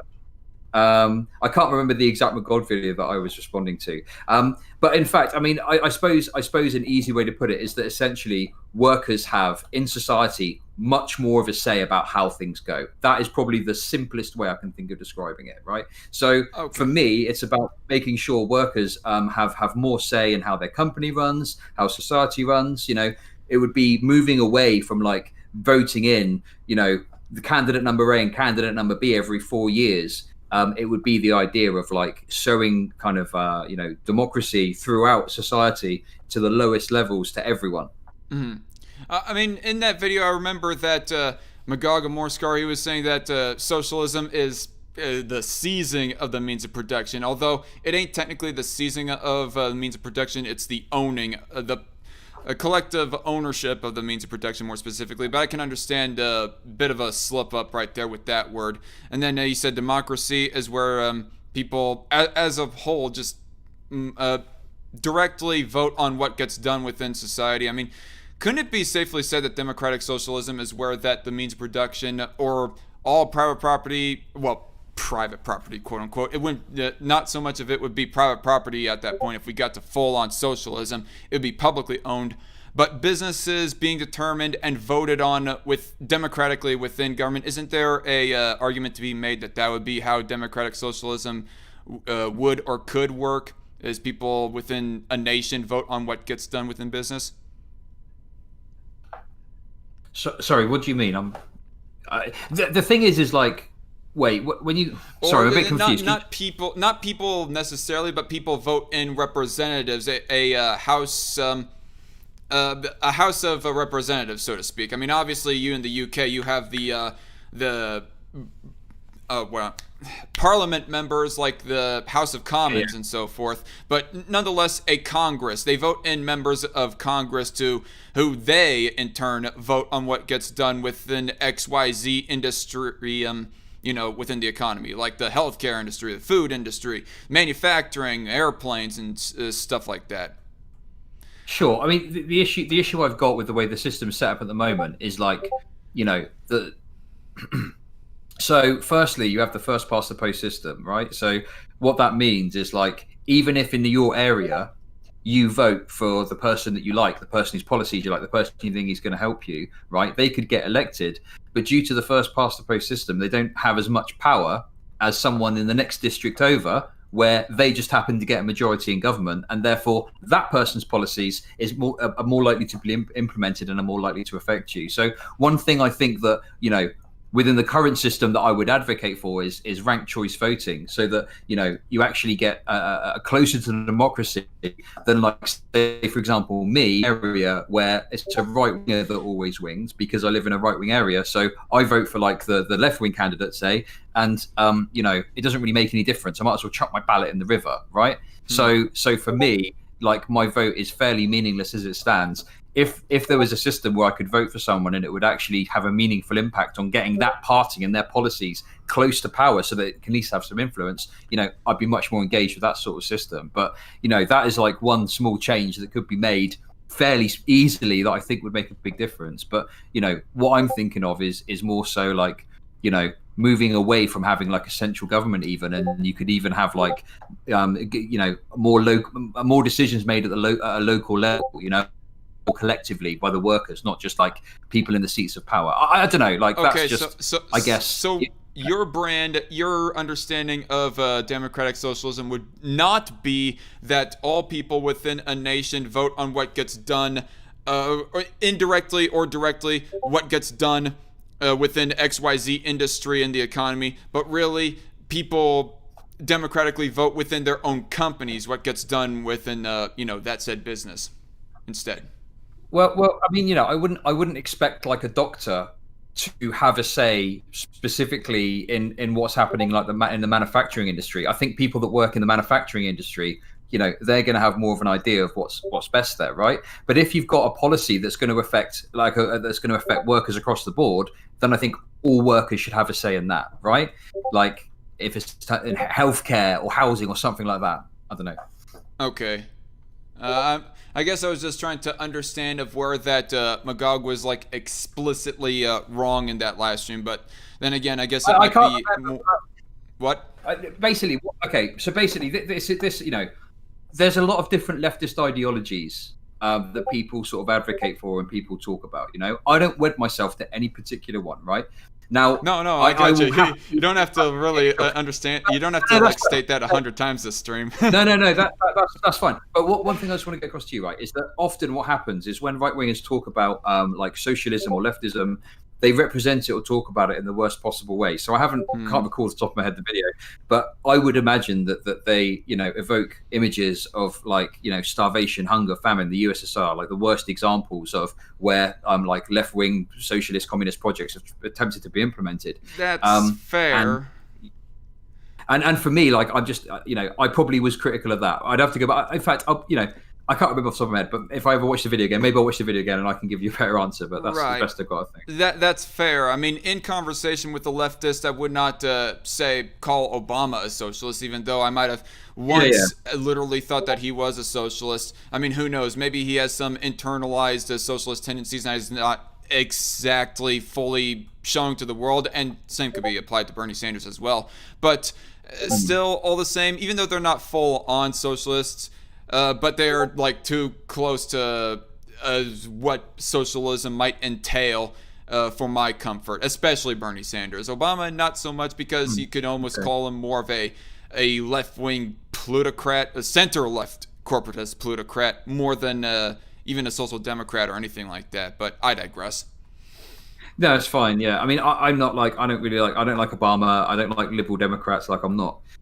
I think that they're like wolf in sheep's clothing. Often they'll present an image of being progressive and being left wing, but they'll be, as deep in the pockets of like corporations as like a Republican senator could be, right, or a right wing person. Like I don't know. It's I'm no fan of the Dems. Just to be clear, Obama is a liberal. He ran on the platform of being a progressive, presented himself as being more left wing than I think he actually ended up governing. If I don't know. Okay. But yeah, anyway, look. If you want to talk about this more, we can, or we can move on to the abortion thing. Whatever you want to do. Well, like 20 minutes, we can go a bit longer. Yeah, I gotcha. We might go on just a little bit longer, but I want to ask you one more thing about in regards of economics before we get onto the abortion subject. Okay. You disagree with the idea of a person who believes in capitalism calling himself a capitalist, right? Because I'm referring back to the live stream again that you did on me of where that I call myself a capitalist, and then you're all like, no, you're not a capitalist, you're just a bootlicker. Okay, that was look. Okay, here's the thing. That is a really mean way of putting it, okay? That is true. I'll be honest with you there. That was a bit harsh. But listen, here's the deal, okay? I think that if you're a member of the working class, which, seems to me that you are, right? But you support right-wing politics. Well, no, not that you support right-wing politics, but if you full-throatedly throw your support behind capitalism, to me, in my perspective anyway, is it's like a turkey voting for Christmas, right? It's that's the way I see it. And look, I'm not trying to be mean to you. Look, at the end of the day, look, I actually have become a bit softer more recently. I don't go as hard on people. I probably went pretty hard on you back then. But look, okay. I don't think you're a bootlicker. I wouldn't put it that you're a bootlicker, right? My position would probably be that, like, to me, a capitalist, the description, this is the definition of capitalism as, capitalism is just someone that supports capitalism. To me, a capitalist is someone who owns capital, owns the means of production, right? So that's what I think of when I think of capitalist. Like, to me, it strikes me that you are identifying with like the identity of being a capitalist. Like, I presume you would like to have a business and employ people and stuff like that, right? Possibly. I mean, who knows what the future entails? I mean, the near future goal that I have in mind is that I get a full-on welding job, work like at least part-time or a little bit less hours than I currently do with my current job, so I can like focus a little bit more on my YouTube channel and devote more time to that, like make a little bit of side income off of my YouTube channel. That's my short-term goals within what can still be considered my early adulthood, because I'm still in my 20s, even though that I am kind of fast approaching my 30s. But nonetheless, thing that I would say to that, though, to what all that you said, is that yes, there is the primary definition of what a capitalist is, that being somebody who owns the means of production, owns a business, owns private property, and so forth. But there's also a secondary definition of capitalist that was provided by Merriam-Webster, even though that Merriam-Webster has been kind of destroying their own credibility recently. But there's also, I think, Oxford as well, and maybe even Britannica, some other dictionary that also says that the second definition of a capitalist can be somebody who prefers capitalism, somebody who believes in it, and so forth. So there is like two definitions to a lot of words, and so that's what I would say on that front. And as far as the whole bootlicker comment goes, I mean, outside of the whole, oh, it hurts my feelings sort of thing that anybody might be getting kind of an impression on, what I would have to say in response to that is, I don't think that it's really a bootlicking or any kind of suck up thing to do for you to say, I am for consistently applying my principles to all people regardless of their stance of wealth, you know? Because all of us capitalists, and by that I mean all of us who believe in capitalism anyways, even though that we don't own capital, means of production, or a whole lot of capital anyways, we would still like have the possible ambition that one day maybe we would want to own a business, and we do not want our own business to be coercively tampered with or violated on by government or the mob or anything else like that. And so by extension, we apply that same rule to people who are far above us as well. You know, the golden rule: do unto others as you would have them done unto you. I wouldn't want that done to myself, so okay, I'll just apply those same standards to you as well, Mr. Rich Guy. Okay, well look, there's actually something in leftist theory that talks about this. There's a concept called false consciousness, and what that essentially means is that, you know, for me, as someone that's a Marxist, my interest is not in what you say you are or what you believe you are, it's in what you are. So for me, your interaction with the system is you have to sell your labor, right, in order to earn money, in order to survive. Therefore, you're a member of the working class. You don't own the means of production, right?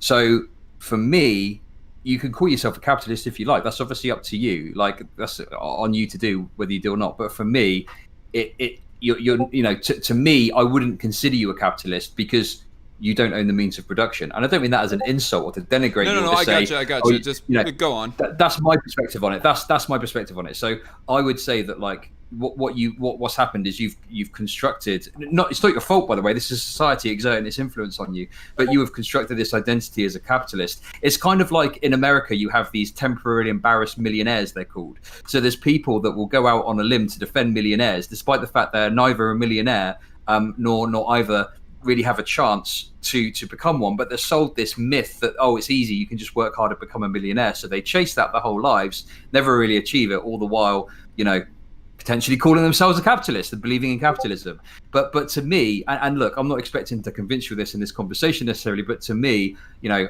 I personally think that your interests are with the working class, and things that will benefit the working class will benefit you. And, you know, my belief is that my interest is within all free private individuals, and I use the word private in that terminology rather loosely, but all free private individuals within society in general. And as far as rich people goes, I mean, we can like criticize rich people. I mean, I know that I have my collection of rich people that I can name off the top of my head that I am not so fond of.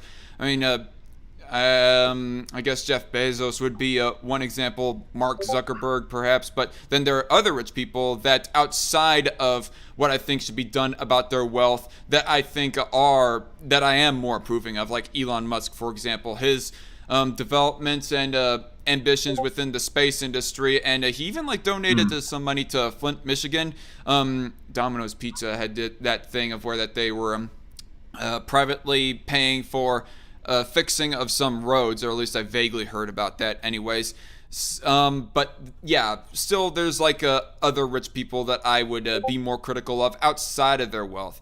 I mean, capitalism, for us poor people to be standing up for the rich people, it's not like we are thinking that rich people are completely not at fault. It's in everything that they do. I mean, if you are going to be saying that rich people can do no wrong, well then fair enough. I guess they are a suck up or a bootlicker, as some people would call them, but nonetheless. And I would say, as far as the terminologies go, calling themselves a capitalist. I would call myself a capitalist by belief more than anything. I mean, yes, I don't fall under the primary definition of capitalist, being somebody who owns the means of production, but nonetheless, and I would like pin a different term for the rich people. I would just call them either the rich or millionaires and billionaires, upper class, or employers.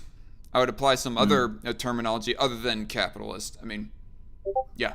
No, that's fair enough. I mean, look, the thing is for me is like I've got an example of this myself of where I've had false consciousness. It's I used to call myself an atheist, and I was an atheist. It was a big deal for me. You know, I used to be a militant atheist. I used to push back against religion and all this stuff. And through sort of like looking at leftism, I've come to appreciate that like it doesn't really matter. Like, what, I'm an atheist, so fucking what? So now I'm quite sort of comfortable just like not having a belief in God and not following a religion. I don't even really call myself an atheist as such. If someone asked me, I'd tell them, yeah, I don't really believe in God or follow a religion, but it's not really an identity that I hold anymore, you know? And one sort of benefit of that is it's led me to a position where, like, whilst I would obviously stand against religious-based bigotry and stuff like that, like, if someone wants to follow a religion themselves, that's fine. That's up to them. Do you see what I mean? So it's like ridding yourselves of some of this stuff can actually have a positive outcome too. So, you know, I don't know. It's just like, for me, I appreciate where you're coming from and I understand what you're saying, but like, regardless of anything, to me, you know, you are a fellow member of the working class, right? Regardless of your political beliefs, there's some stuff we probably disagree on. There's some stuff we probably disagree on greatly. I don't know all of your ideas and stuff, but like fundamentally, you are still, you know, a working class person like me, and our goal, you know, our benefits align to some degree. Like, you know, if I get healthcare and you get healthcare, that's good, right? Like, I don't know, that's just my perception on it. So whilst I appreciate I was a bit mean with you before and I called you a bootlicker, I probably wouldn't refer to you in those terms now. I'd probably just say, well, if you want to call yourself that, that's fine. But to me, you're a member of the working class. Okay. I mean, I think it works kind of both ways, that a person can be both a capitalist, at least in the secondary definition, and a working class, a blue-collar working man, whatever. Piprod01, so you're a bootlicker because you're a capitalist wannabe. No, I'm a capitalist because I prefer capitalism over socialism. There ain't no bootlicking about it. There ain't no sucking up or any kind of that, you know. Okay. So what was there any? Oh yeah. What? I don't know. Just if you wanted to move on to abortion, or if you want to keep talking about this, whatever, it's all good. Yeah. I do have one question. It's not relating to economics, and then we'll get onto abortion. What would you call yourself religiously then, if you don't technically call yourself an atheist? An agnostic, maybe? Well, no. I don't really label myself anything. I just don't believe in God. I don't believe there's any higher power. And I don't follow a religion. If someone does think there's a higher power out there, it's not really like, that's fine. Like, you do you know, as long as you're practicing what you want to practice and it's not harming anyone, like, fair enough. You know, I know people get a great deal out of religion, and as long as it's not at the cost of other people's, you know, liberty, then that's fine. Right. I mean, I stand up against a religious theocracy as well. Whether or not I personally believe that homosexuality is a sin or whatnot, I don't believe that there should be any sodomy laws put in place in society. I mean, that's my libertarianism speaking, obviously. And I've kind of butt heads with other social conservatives. Like, literally, I debated one who literally believes in basically segregating the gays away from the rest of society. Jesus, that's not cool. Yeah. It was I think I kind of nailed him in that live stream, honestly. I might have to send you one of the highlight clips from there, but nonetheless, so getting on kind of to abortion, first of all, yeah, Lobos 222, this is a live chat comment that is quite a while ago, actually. I mean, the live chat is really alive right now. Thank you, everybody, for participating, even all the people who are even all the people who are like from Chud's chat, it might be kind of being kind of, for lack of better words, I'm sorry about or that. Whatever to me or my live chatters. That's all well and good. Thanks for the attention, and everybody is like arguing with themselves and whatnot. But yeah, again, a live chat comment long ago. Lobos222, he asks, is abortion okay if the child has birth defects that make them unable to work? They will die anyway. So, I mean, I don't believe so. I mean, if they're still able to function cognitively, and obviously, even if somebody is like completely unable to work, they can still contribute in some other way. Like either they have the mind of a poet or an artist or something like that, or they can be some speaker for society. Like there's this one guy who's like literally born without any arms or legs, and he's like a speaker for motivation for other people with disabilities. Have you ever heard of that guy? I think he was like an Eastern European dude, and all he has for his limbs is just a little stubble of a foot. Have you ever seen that guy, Chud? No, I haven't. No. Oh. I can't remember his name, and it'd be kind of a complicated name to spell, but I remember his name like being spelled in some kind of Eastern European spelling or something like that. But anyway, it's something like that. I don't believe that kind of a person should be just outright aborted. I believe that it's for the child in all eventuality anyways, because in all eventuality anyways, it's for them to decide themselves whether or not they want to succeed in life, try to thrive in spite of their disabilities, or if they want to die, because I do believe that suicide is a person's own personal right. Okay, cool. But get into the abortion topic. Do you have any questions to me on that topic? Yeah, sure. I mean, I presume that you are you call yourself pro-life, would you? Is that right? Or yes. I've listened to some of your debates, so I think you're probably about pro-life, and you think that. I mean, what do you let out? What's your position on abortion? You know, my position is I believe in the life of mother exception for one thing. Have to annotate that because there have been too many times where in the midst of 1 second, my YouTube is not receiving enough video to maintain smooth streaming. As such, viewers will experience buffering. The live stream on my end is having buffering issues right now. Holy crap. Okay. Hopefully people are still able to at least damn, is anyone else getting buffering issues, or is it just me, says JC? No, I don't think it is just you, JC. Let me see how it's looking. Okay, there's no pressure. It's all good.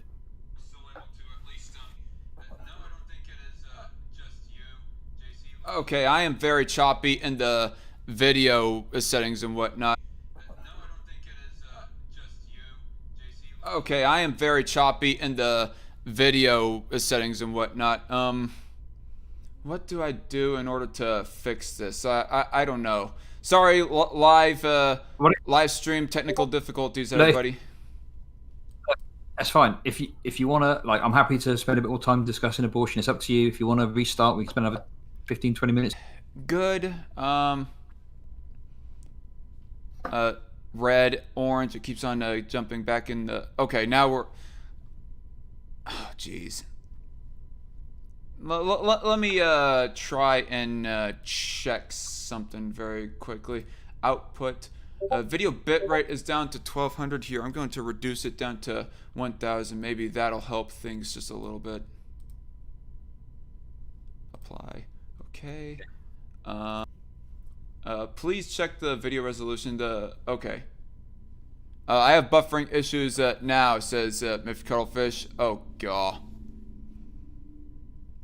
This is sort of just continue the conversation as to whether or not my end goes kaput or not. But time, if you have, it's fine. Don't worry. Okay. Hopefully that keeps on feeding into the live stream. I don't know what it might be talking about. If you're thinking of the same guy I was, his name is Nicholas James Vujicic. Says Danny Flynn in the live chat. That might be the name of the guy. I'm not so sure. The motivational speaker dude. Yeah, that's probably it. I can't remember exactly.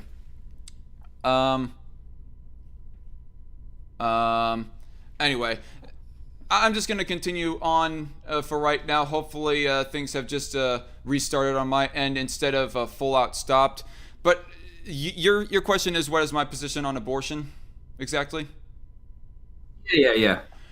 Okay, so to continue on with answering that question, I do believe in the life of mother exception. I mean, I got to annotate that with a lot of these conversations because too many people go assuming that I am against the life of mother exception. And in fact, most pro-lifers, in fact, I think most pro-lifers, it's safe to say, are for the life of mother circumstance. Hey, everybody in the live chat, tell me if you are like getting this right now. Me answering Chud's question about abortion.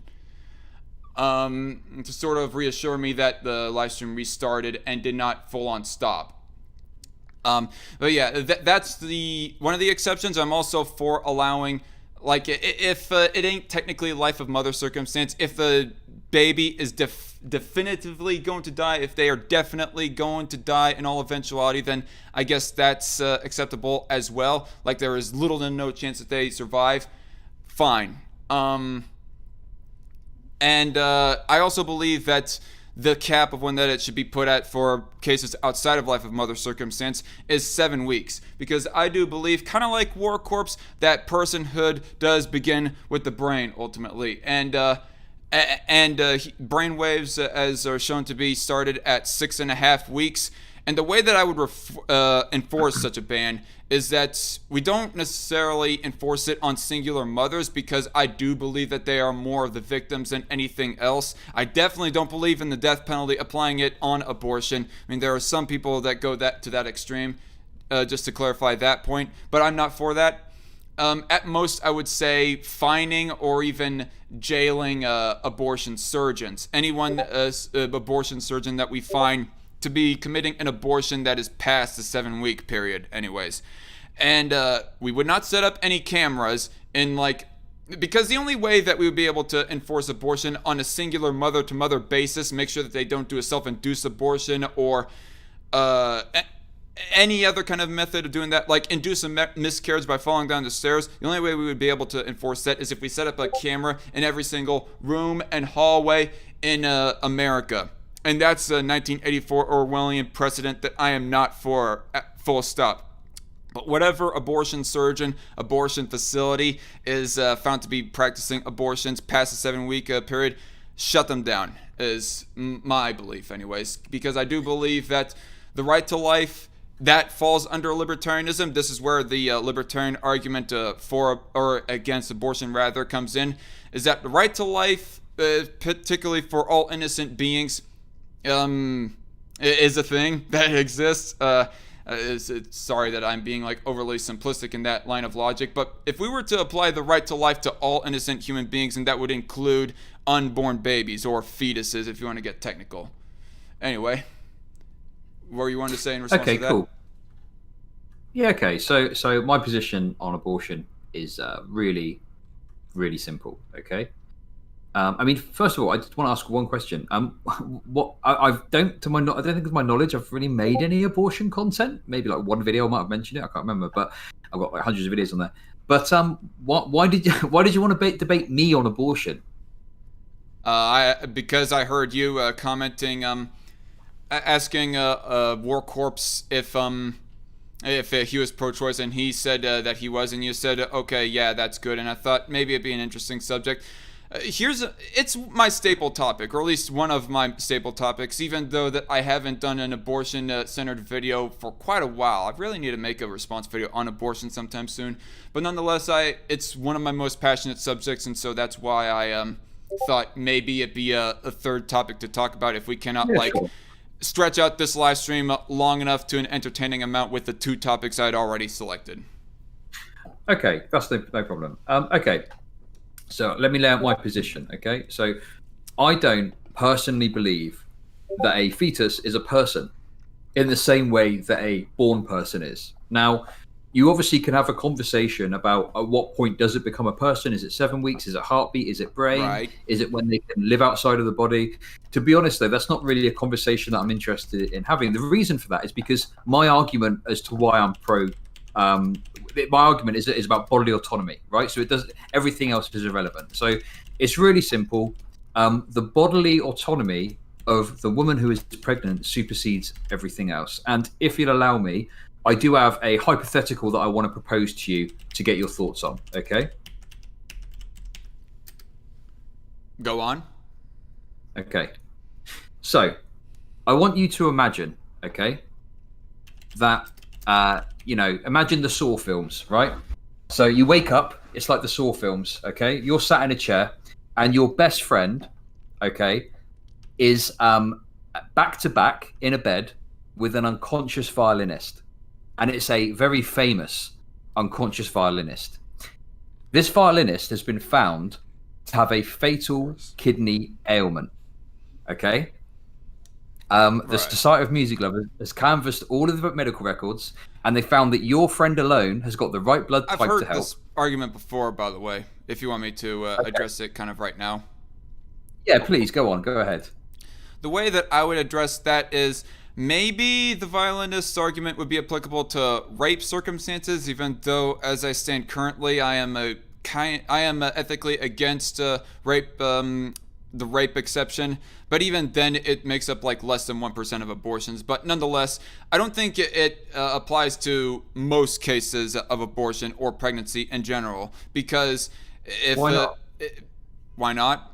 Because the mother consented to getting to having the sex in the first place. I mean, even if they were to use birth control, there's still a risk. They know, or at least they should know, that there is still somewhat of a risk that birth control might fail and they might ultimately get pregnant.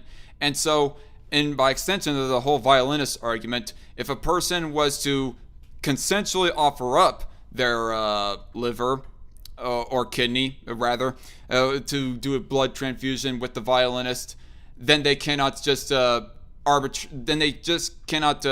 and cut off that what am I trying to say? Just trying to up and cut off that blood supply in that case. But if they consent to it. If they did not consent to it, then maybe you have an argument. Okay, let's get to the end of this example. Let's talk about this violinist for just a second, okay? Just so I can understand your position, right? So you wake up and your friend is attached, okay? Do you think that you should be able to force your friend to stay attached to that person for 9 months? If it wasn't their consensual motivation, I guess, like I said, you have an argument that maybe they can cut them off ultimately because you did not get the consent of the person having the blood transfusion done so that they don't die. But I still have a hard time of saying that yes, they should definitely not cut themselves off, because I don't find a violinist argument to be that equivalent to pregnancy, the ultimatum of things.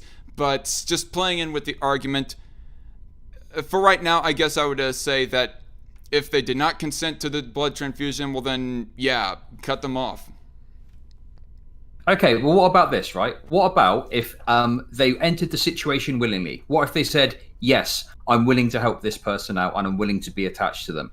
What if after 12 weeks, it was horrible for them, it was causing them pain, it was causing them problems, and they just didn't want to do it anymore, and they withdrew consent, and they said, actually, I've changed my mind, I don't want to do this anymore.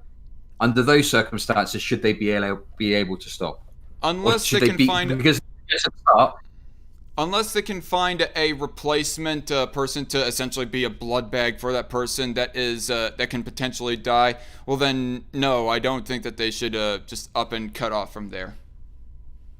So you think that consent can't be withdrawn then, is that right?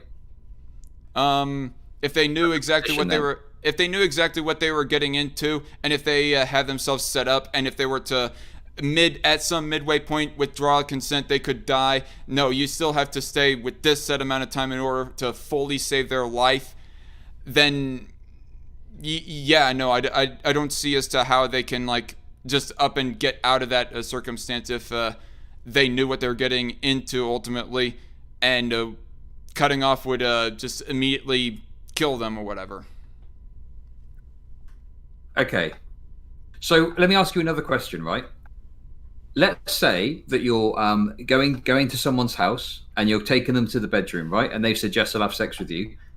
Then you start to kiss them, right? And then they say, actually, no, I'm not interested. I don't want to go any further. Is it acceptable to continue to have sex with them even though they said no to you and they've withdrawn consent? Oh, no, because, okay. It'd obviously be okay to withdraw consent in that circumstance, because it's not like they have got themselves set up to where that other people are going to die if they suddenly withdraw consent. Interrupting the Okay. Interrupting sex in the middle of that circumstance is not the same as interrupting a life-changing or life-saving procedure in the middle of that circumstance. Okay. Because so there's a life on the line if you were to interrupt the surgery halfway through, whereas there's no life on the line if you just interrupt sex at the halfway point. Okay. Okay, that's fair enough. That's to me a good response. That's fine. Okay, so on the one hand, you accept that you can withdraw consent there, but you're saying there's some circumstances where if you've given consent to something, you have to go through with it, even if you change your mind, right? Even if you change your mind halfway, yes. Okay. Okay, fair enough. Okay, so let's get on to your. Okay, and so to be honest with you, to kind of just annotate, to put a little annotation to it, we're talking about if their direct actions end up killing that person. I'm not talking about like so much if you like withdraw support completely, or excuse me. Never mind. Go on. I guess that's where I'll end my annotation. Okay, so basically, you're saying if you give consent and it's a life and death situation, that is like binding. My question to you then is like, who enforces that? You say you want a limited government, so how can you expect the state to step in and force women to be pregnant? Because I'm assuming that's what you're proposing, right? Force? I wouldn't word it that way, force women to be pregnant, because forcing women to be pregnant, that almost sets up the precedent that we ought to rape women so that they can be pregnant. I mean... Well, no, it's not that. Well, no, it is state-forced pregnancy. That's what you're proposing, right? Because if you're saying that... If you're saying you're going to arrest abortion doctors... It's if they got pregnant already, then...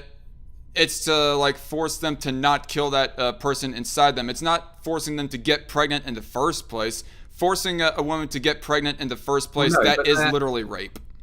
Which I'm not going to make apologies with that. But the reality is they're pregnant already. They no longer wish to be pregnant, right? There is a procedure that is available, okay, that exists, that stops them from being pregnant, and you want the state to step in and prevent them from having that procedure. So that is quite literally a state-enforced pregnancy. You're forcing the woman into a position where they have to carry the pregnancy to term, otherwise they're breaking the law and they're at risk of whatever the government puts on them, right? I mean, yeah, sure, but I would still word it as you're forcing the woman not to kill any second party. Because you kind of mentioned bodily autonomy a little bit earlier. I do believe that everybody, including the women, and anyone else who can get pregnant for that matter, has a full-on bodily autonomy, but I do not believe that anybody should be practicing their own rights to an extent to where that infringes on second parties' rights. In this case of pregnancy, that being the fetuses or the unborn baby, unborn person's right to life. But that's all irrelevant. The question I'm asking you, right, is very simple, right? So you want to have a limited state, you want to reduce state power. Who is going to enforce this if not the state, right? Like, I don't understand how you can be pro-limited state.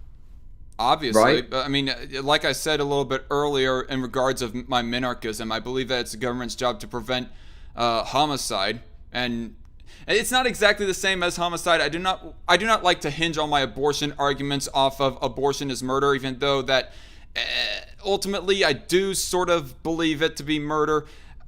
It's killing nonetheless. I believe that the state's job is to prevent killing of innocent people, and abortion would fall under that circumstance. So yeah, I mean, obviously the state would step in to prevent that.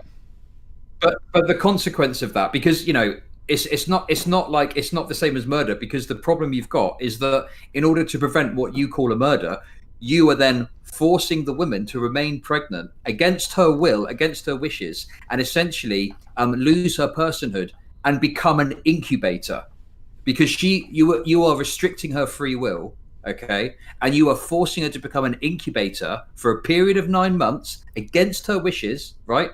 And this is all supported by the state, and because the state is the one. I will grant that it is force. Yeah, I will grant that it is a truly unfortunate circumstance. I mean, especially if it's a case of rape or whatnot. But ultimately, yeah, I mean, I still don't see as to how that you cannot kill innocent people still doesn't apply to even pregnancy. With what you just said So there. you believe in your belief in liberty stops at a woman's right to choose what she does and doesn't do with her body. I would not put it that way because they can still get a tattoo, piercing, excuse me, or get whatever the fuck haircut that they want to. I just don't believe that they have a right to do whatever they want that ends up affecting the baby in some considerable harmful manner. Okay. I feel like your position on this is really inconsistent with your other beliefs that you've got, because I know obviously we had a bit of a chat about the Minikis thing, right? But like, you know, you say you want limited government, you know, you want to move away from the government, you want everyone to be able to freely associate, to do what they want, but yet you're willingly, like, I just don't understand how that fits into your belief system. I don't know, it's a bit odd to me. Maybe I'll have to find a better way to word it for you and people who are along the same mindset as you, which that's not throwing shade at you fine. or anyone else No, listen, necessarily. I'm not trying to throw shade at you. I'll I just don't understand. That's okay. In any case, like, that's the kind of ethical stuff, I guess, discussing it. I think for me, what I'm also interested in, aside from the ethical considerations, and obviously there's probably maybe some fundamental disagreement somewhere in terms of like you know, that aspect of it. I do have practical concerns about what you're proposing, right? So let's say, for example, you do this and you make it so the state now it's legal to get an abortion after 7 weeks or whatever it is you want to do, right? What do you do about illegal abortions? I don't know if I said or even implied that earlier, but what I said earlier is that there's obviously going to be some illegal or even self-induced abortions. Okay, if you're talking about illegal abortions as far as a woman self-inducing, I don't see any way that can be really prevented, but I do not see the stats as to how that would skyrocket if abortion was, generally speaking, anyway, banned. But illegal abortion, say a surgeon is doing back alley abortions or is hiding off of some nook or cranny in some big city, generally out of police sight or whatnot, we would enforce the law, and in this case I believe that the law is legitimate in, you know, preventing loss of life, innocent killing of life. We would enforce the law in that regard in sort of a similar way that the law would be enforced if we find ourselves a human trafficking ring. I mean, that's not to say that human trafficking and abortion are the exact same circumstance, but all the same, I think you get the analogy as far as enforcement of law goes.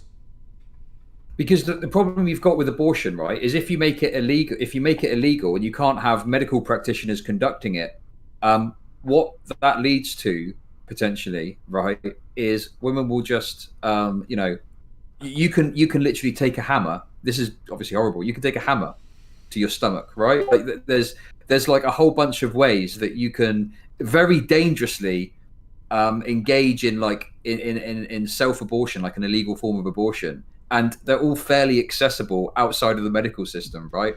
The idea like you're talking about is self-induced abortions. Yeah. Well, like I said, and to kind of pull it up, I guess, self-induced abortions, mother on their own self and whatnot, those are like almost statistically non-existent before Roe v. Wade was passed here in the United States, at least. They were like in the few hundreds, whereas compared to the few hundreds of thousands even of abortions that happen nowadays. That's not like to say that all abortions are going to completely go away outside of the self-induced deaths. You understand. If someone is conducting like a self-induced abortion at home and no one finds out, it's not going to show up on any data, is it? Fair enough. But I don't like to I'm not so much going to change my beliefs when it comes to abortion off of the ambiguity or the unknown void as regards of data goes. Well, you don't have to change your beliefs. I'm asking you to tell me how you intend, if you make abortion illegal, how are you going to deal with the fact that women are just going to seek out, you know, practitioners that will do it illegally and perhaps much less safely, or just do self-induced abortions? How will you prevent that? Like, it doesn't matter about your beliefs. what under your system, what would you think we should do to help prevent that? I thought I kind of answered that a little bit earlier. We would enforce the law if we find some hidden abortion clinic or whatever. Enforce the law in that regards in the same way that we would enforce the law if we find some human trafficking ring. But human trafficking rings involve like logistics. There's a whole bunch of things that are happening there.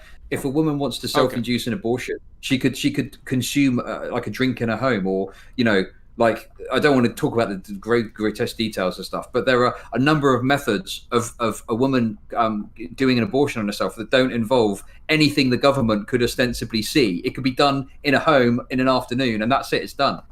Well, okay, like I said earlier, okay.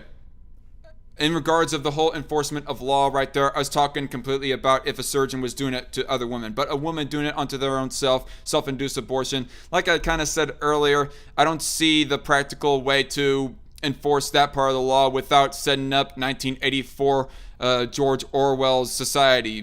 Camera in every room, every hallway, every stairwell, so on and so forth. And by the way, So I guess I wanted just to clarify this one point as far as the stats that I mentioned earlier. Those few hundreds that happened before Roe v. Wade, those are more specifically the deaths of mothers attempting a self-induced abortion, not necessarily self-induced abortions that go quasi-successfully. Right, okay. I just wanted to clarify on that point before anybody gets me on that. I know that War Corps has mentioned plenty. Go on. Because from where I'm sitting, right, you're advocating for this position where we make abortion illegal, okay? You are then accepting that there will be all these invisible to the mother if she's conducting an abortion herself than if it's being done by a professional. So it seems to me like you're fixing this problem that you think there is, but you're creating this whole other problem. And then not only is the life of the fetus at risk, which you claim to care about, you're then putting the mother's life at risk, having to seek out illegal procedures or do something to herself that's going to cause her harm. So to me, you're just making the problem worse. Well, if after the fact of it being banned, that the mother is putting their own life at risk by seeking out a self-induced abortion. It's not like the government is condoning self-induced abortions after banning abortions in general. Crap, I'm having buffering issues again. But I'm not gonna try to stop it at this point because this is getting freaking frustrating. Yeah, I don't know. I just think that like I appreciate we've got like disagreements on the ethical side of it. That's fair enough. You could disagree on ethics, but for me, I don't think that. I think there's a lot of practical considerations here that the idea of just banning abortions don't take into account. I mean, for example, I don't know what your position is on like gun control. Like, do you think making guns illegal is like a positive step, for example? Making restrictions on gun ownership? Yeah, like should we make guns illegal, for example? Do I think restricting gun ownership is a good thing? Sorry, I'm trying to decrease the video bit rate on my streaming service again. Crap. Sorry, everybody. Sorry, everybody on my side of the stream if you're having buffering issues right now. I'm trying to fix it on OBS. But again, do I think that's a good thing? Then again, a gun ownership in of itself, a person merely owning entails somebody dying, whereas an abortion does entail somebody dying. Somebody practicing. No, what I'm talking about though is like, go on. Because for me, I'm not necessarily like, I'm fairly consistent on this. Like, I wouldn't necessarily be in favor of like gun restrictions or making guns illegal, because my concern is that you would then create a black market, which would potentially like it's the same thing for me. Like, I don't like the idea of making something illegal and creating a black market. I would rather that these things are safe in the open, everyone in a healthy way, and as little harm is caused as possible. I don't know. Well, fair enough. You bring up a logical point when it comes to the whole black market of things. There will be a black market on abortion. The idea is that we try to restrict and sort of alleviate. Oh god. I hope my side is at least hearing me. Anyways, still having those issues. Okay, I think we might be good.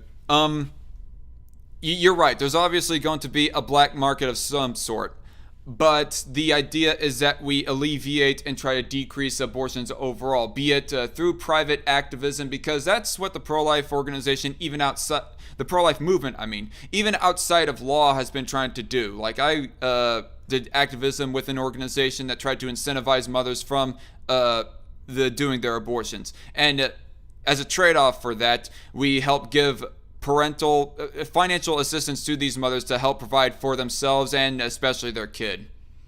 Oh wow, the problem really has become bad, says Danny Flynn. Like I said, sorry everybody, but the difference between practicing abortion and practicing gun ownership. Again, practicing gun ownership does not entail necessarily that automatically somebody is going to die. Like, could that person have an easier time killing another person? Of course, but we already have homicide, particularly gun homicide, illegal. Just to make it clear, I'm not talking about the ethics of gun ownership and the ethics of abortion now. I'm talking about the practicalities of it. So my point of talking about guns is not because I'm making an ethical argument between the two. It's discussing the practicality of it. And what I'm trying to highlight to you is that what you're suggesting, we can disagree ethically on it, and that's fine. But I just feel that practically, again, like I say, it's creating this black market and it's making it more dangerous for people. I don't know. Like maybe it's just something we're going to have to agree to disagree on. And obviously, you're having tech issues as well, so I don't know. I do have. And plus we've gone on for a little over 2 hours. On my end, it's showing 2 hours and 21 minutes. But I will say that as far as abortion goes, that I like to tie in the numbers and the data and the ethics. I don't know how to word that exactly, so I'm just gonna stop myself. God, what was I gonna say? Repeat your statement again. I'm sorry. No, it's fine. I mean, one other aspect I wanted to ask you as well is again, like, I think there's like quite a few inconsistencies. So on the one hand, you're for a limited state, but then you want to impose like pregnancy. You want to have it so that people are forced to have to continue with the pregnancy that they've already got. Mm-hmm. But then, like, my concern, I guess, is like, let's say like a child is born and the parents can't provide. You force this woman to go for pregnancy, even though she knows she's not going to be able to afford to have the kid. She has the kid. There we go. She can't afford it. She needs like state support. I guess it's like, you are then advocating for reduced welfare, but then you did say that you would have welfare for single mums, so maybe that would cover that. I don't know. It's like, to an extent, yeah. You're the strangest libertarian I've ever spoken to, because it's like, you're sort of picking and choosing which aspects you like and which you don't. I guess that's where the conservatarian thing comes in. I guess I did say jokingly earlier, you pick and choose which aspects of liberty that you like the idea of, and that seems to be the case. I don't know. It just seems like you're just picking different parts. Hey, I'm not. Doesn't seem like there's a ideology underneath. I'm not going to go at you. I'm not the most consistent person out there, I will admit, but I try my best as far as and try to align that up with of how society is right now in the practical side of things. What I would say for right now in response to what you say about the black market of abortion versus the black market of guns, I would say that banning guns would be an overall net loss on society, whereas banning abortion, I would say that there is an overall net gain on that as opposed to a net loss, and that there will be less people dying ultimately, which that is the goal is regards of banning abortion, is to prevent loss of life. And even with gun ownership, all of us gun rights advocates, we want guns to be owned so that people not only be able to preserve lives, like preserve their own lives, give themselves the power to preserve their own lives by owning a gun, protecting themselves from criminals, or even being able to resist the government if and when the time comes to it.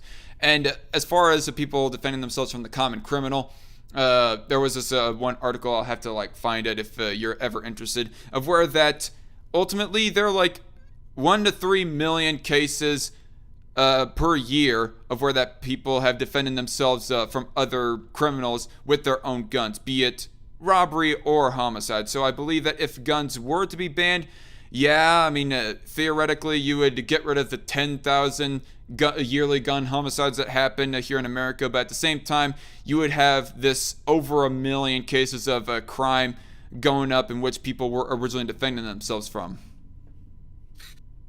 Okay. Well, that's fair enough. I guess like my position, just to be clear, then is like putting aside all of these discussions.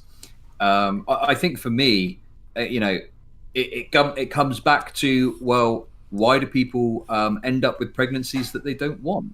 And like, I mean, yeah, sure, abortion is like not a pleasant procedure, but by any means. And I think that less people that are in a position where they feel they have to get an abortion, the better. So for me, how do we fix things so that we end up with less people that are in positions where they've got a baby that they feel they can't have? And I think that comes down to like sex education, contraception, that's fine. Making sure people's circumstances are met and stuff like that.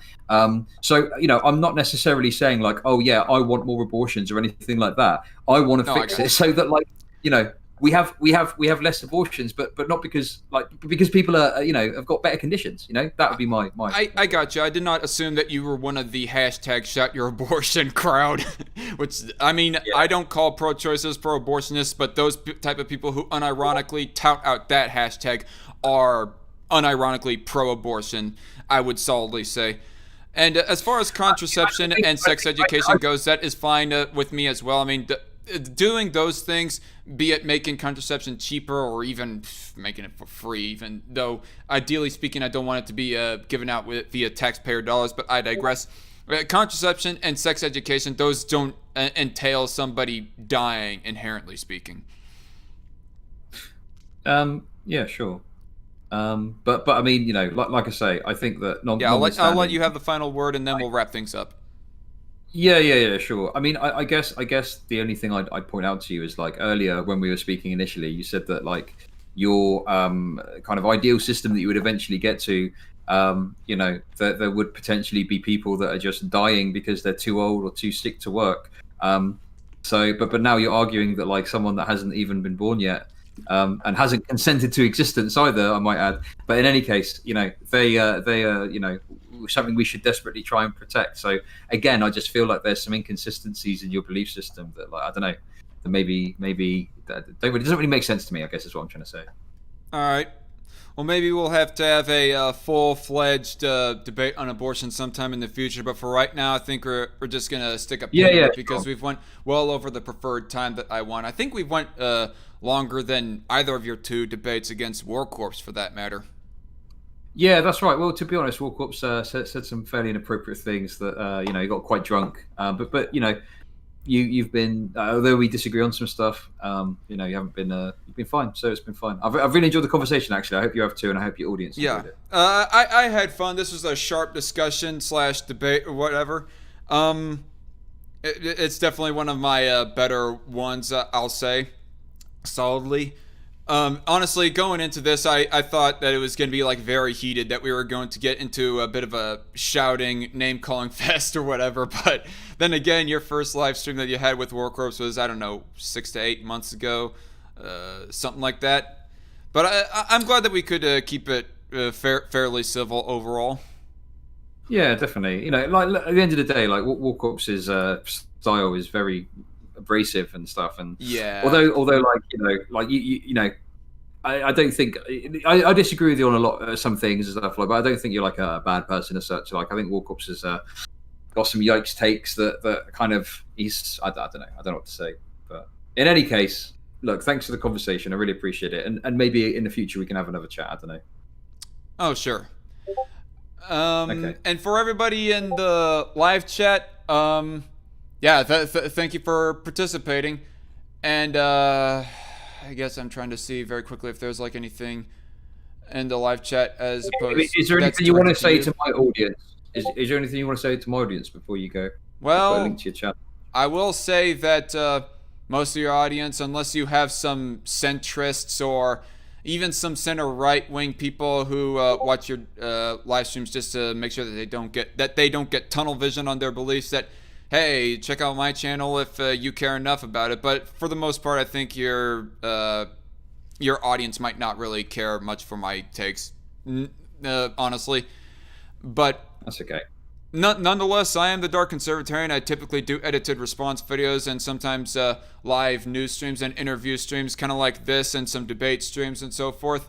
They are mostly cordial more than they are heated, because I try to keep myself cordial in my live streams as opposed to my edited response videos. I do things a little bit more over the top with my edited response videos, just to keep things entertaining and so that those things can get more views. So whatever I say on video, it's not always what I fully believe as far as a person goes. Typically, my beliefs are the same as I espouse on live stream, but the people that I say about, or the things that I say about other people, I don't always 100% believe them. Might be a more nuanced take or whatever. I don't know. I'm getting sort of rambly.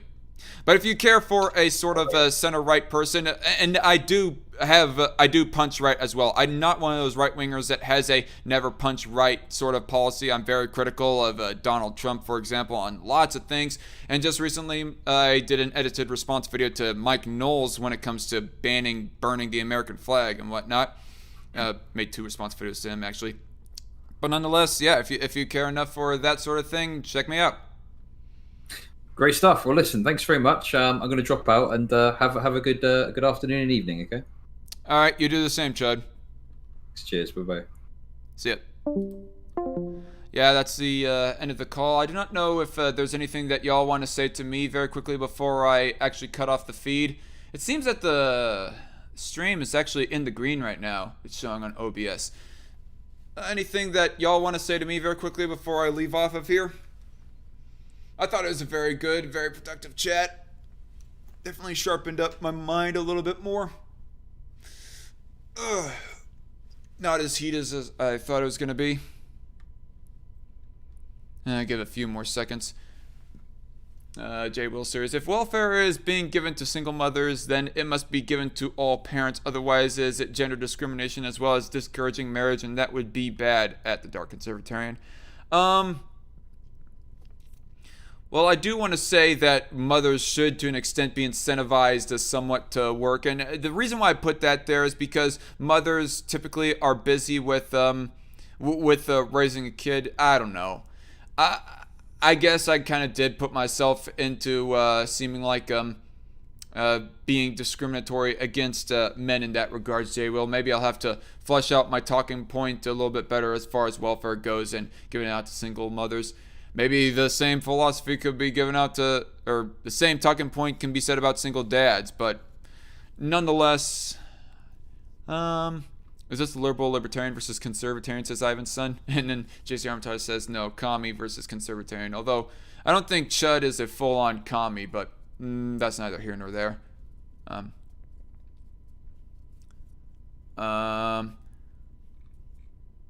Debate was definitely a lot more civil than I was expecting, says Danny Flynn. Alright, good to hear. But since there's nothing much more happening in the live chat, I think I'm just going to cut it off here. And hey, for all of you who are watching right now, don't forget to tune in tomorrow, 3 p.m. Central Standard Time. I'm going to be debating a right-winger when it comes to banning, burning, or desecrating in general the American flag and other sort of social issues that tie in with conservatism and whatnot. Fun stream. Yelling at commies is always fun. Well, I wasn't full on yelling, but I still was kind of, I guess, giving Chud just a little bit of snark, as well as he was giving me just a little bit of snark, like towards the beginning of this live stream anyways, but that's neither here nor there. Anyway, wrap it up before I get too rambly. Again, thank you all for watching. Tune in tomorrow, 3 p.m. Central Standard Time, here on this channel, not the secondary channel, here on the primary channel, the Dark Conservatarian. And I am Zach, the Dark Conservatarian. See y'all later. God bless and stay safe. Still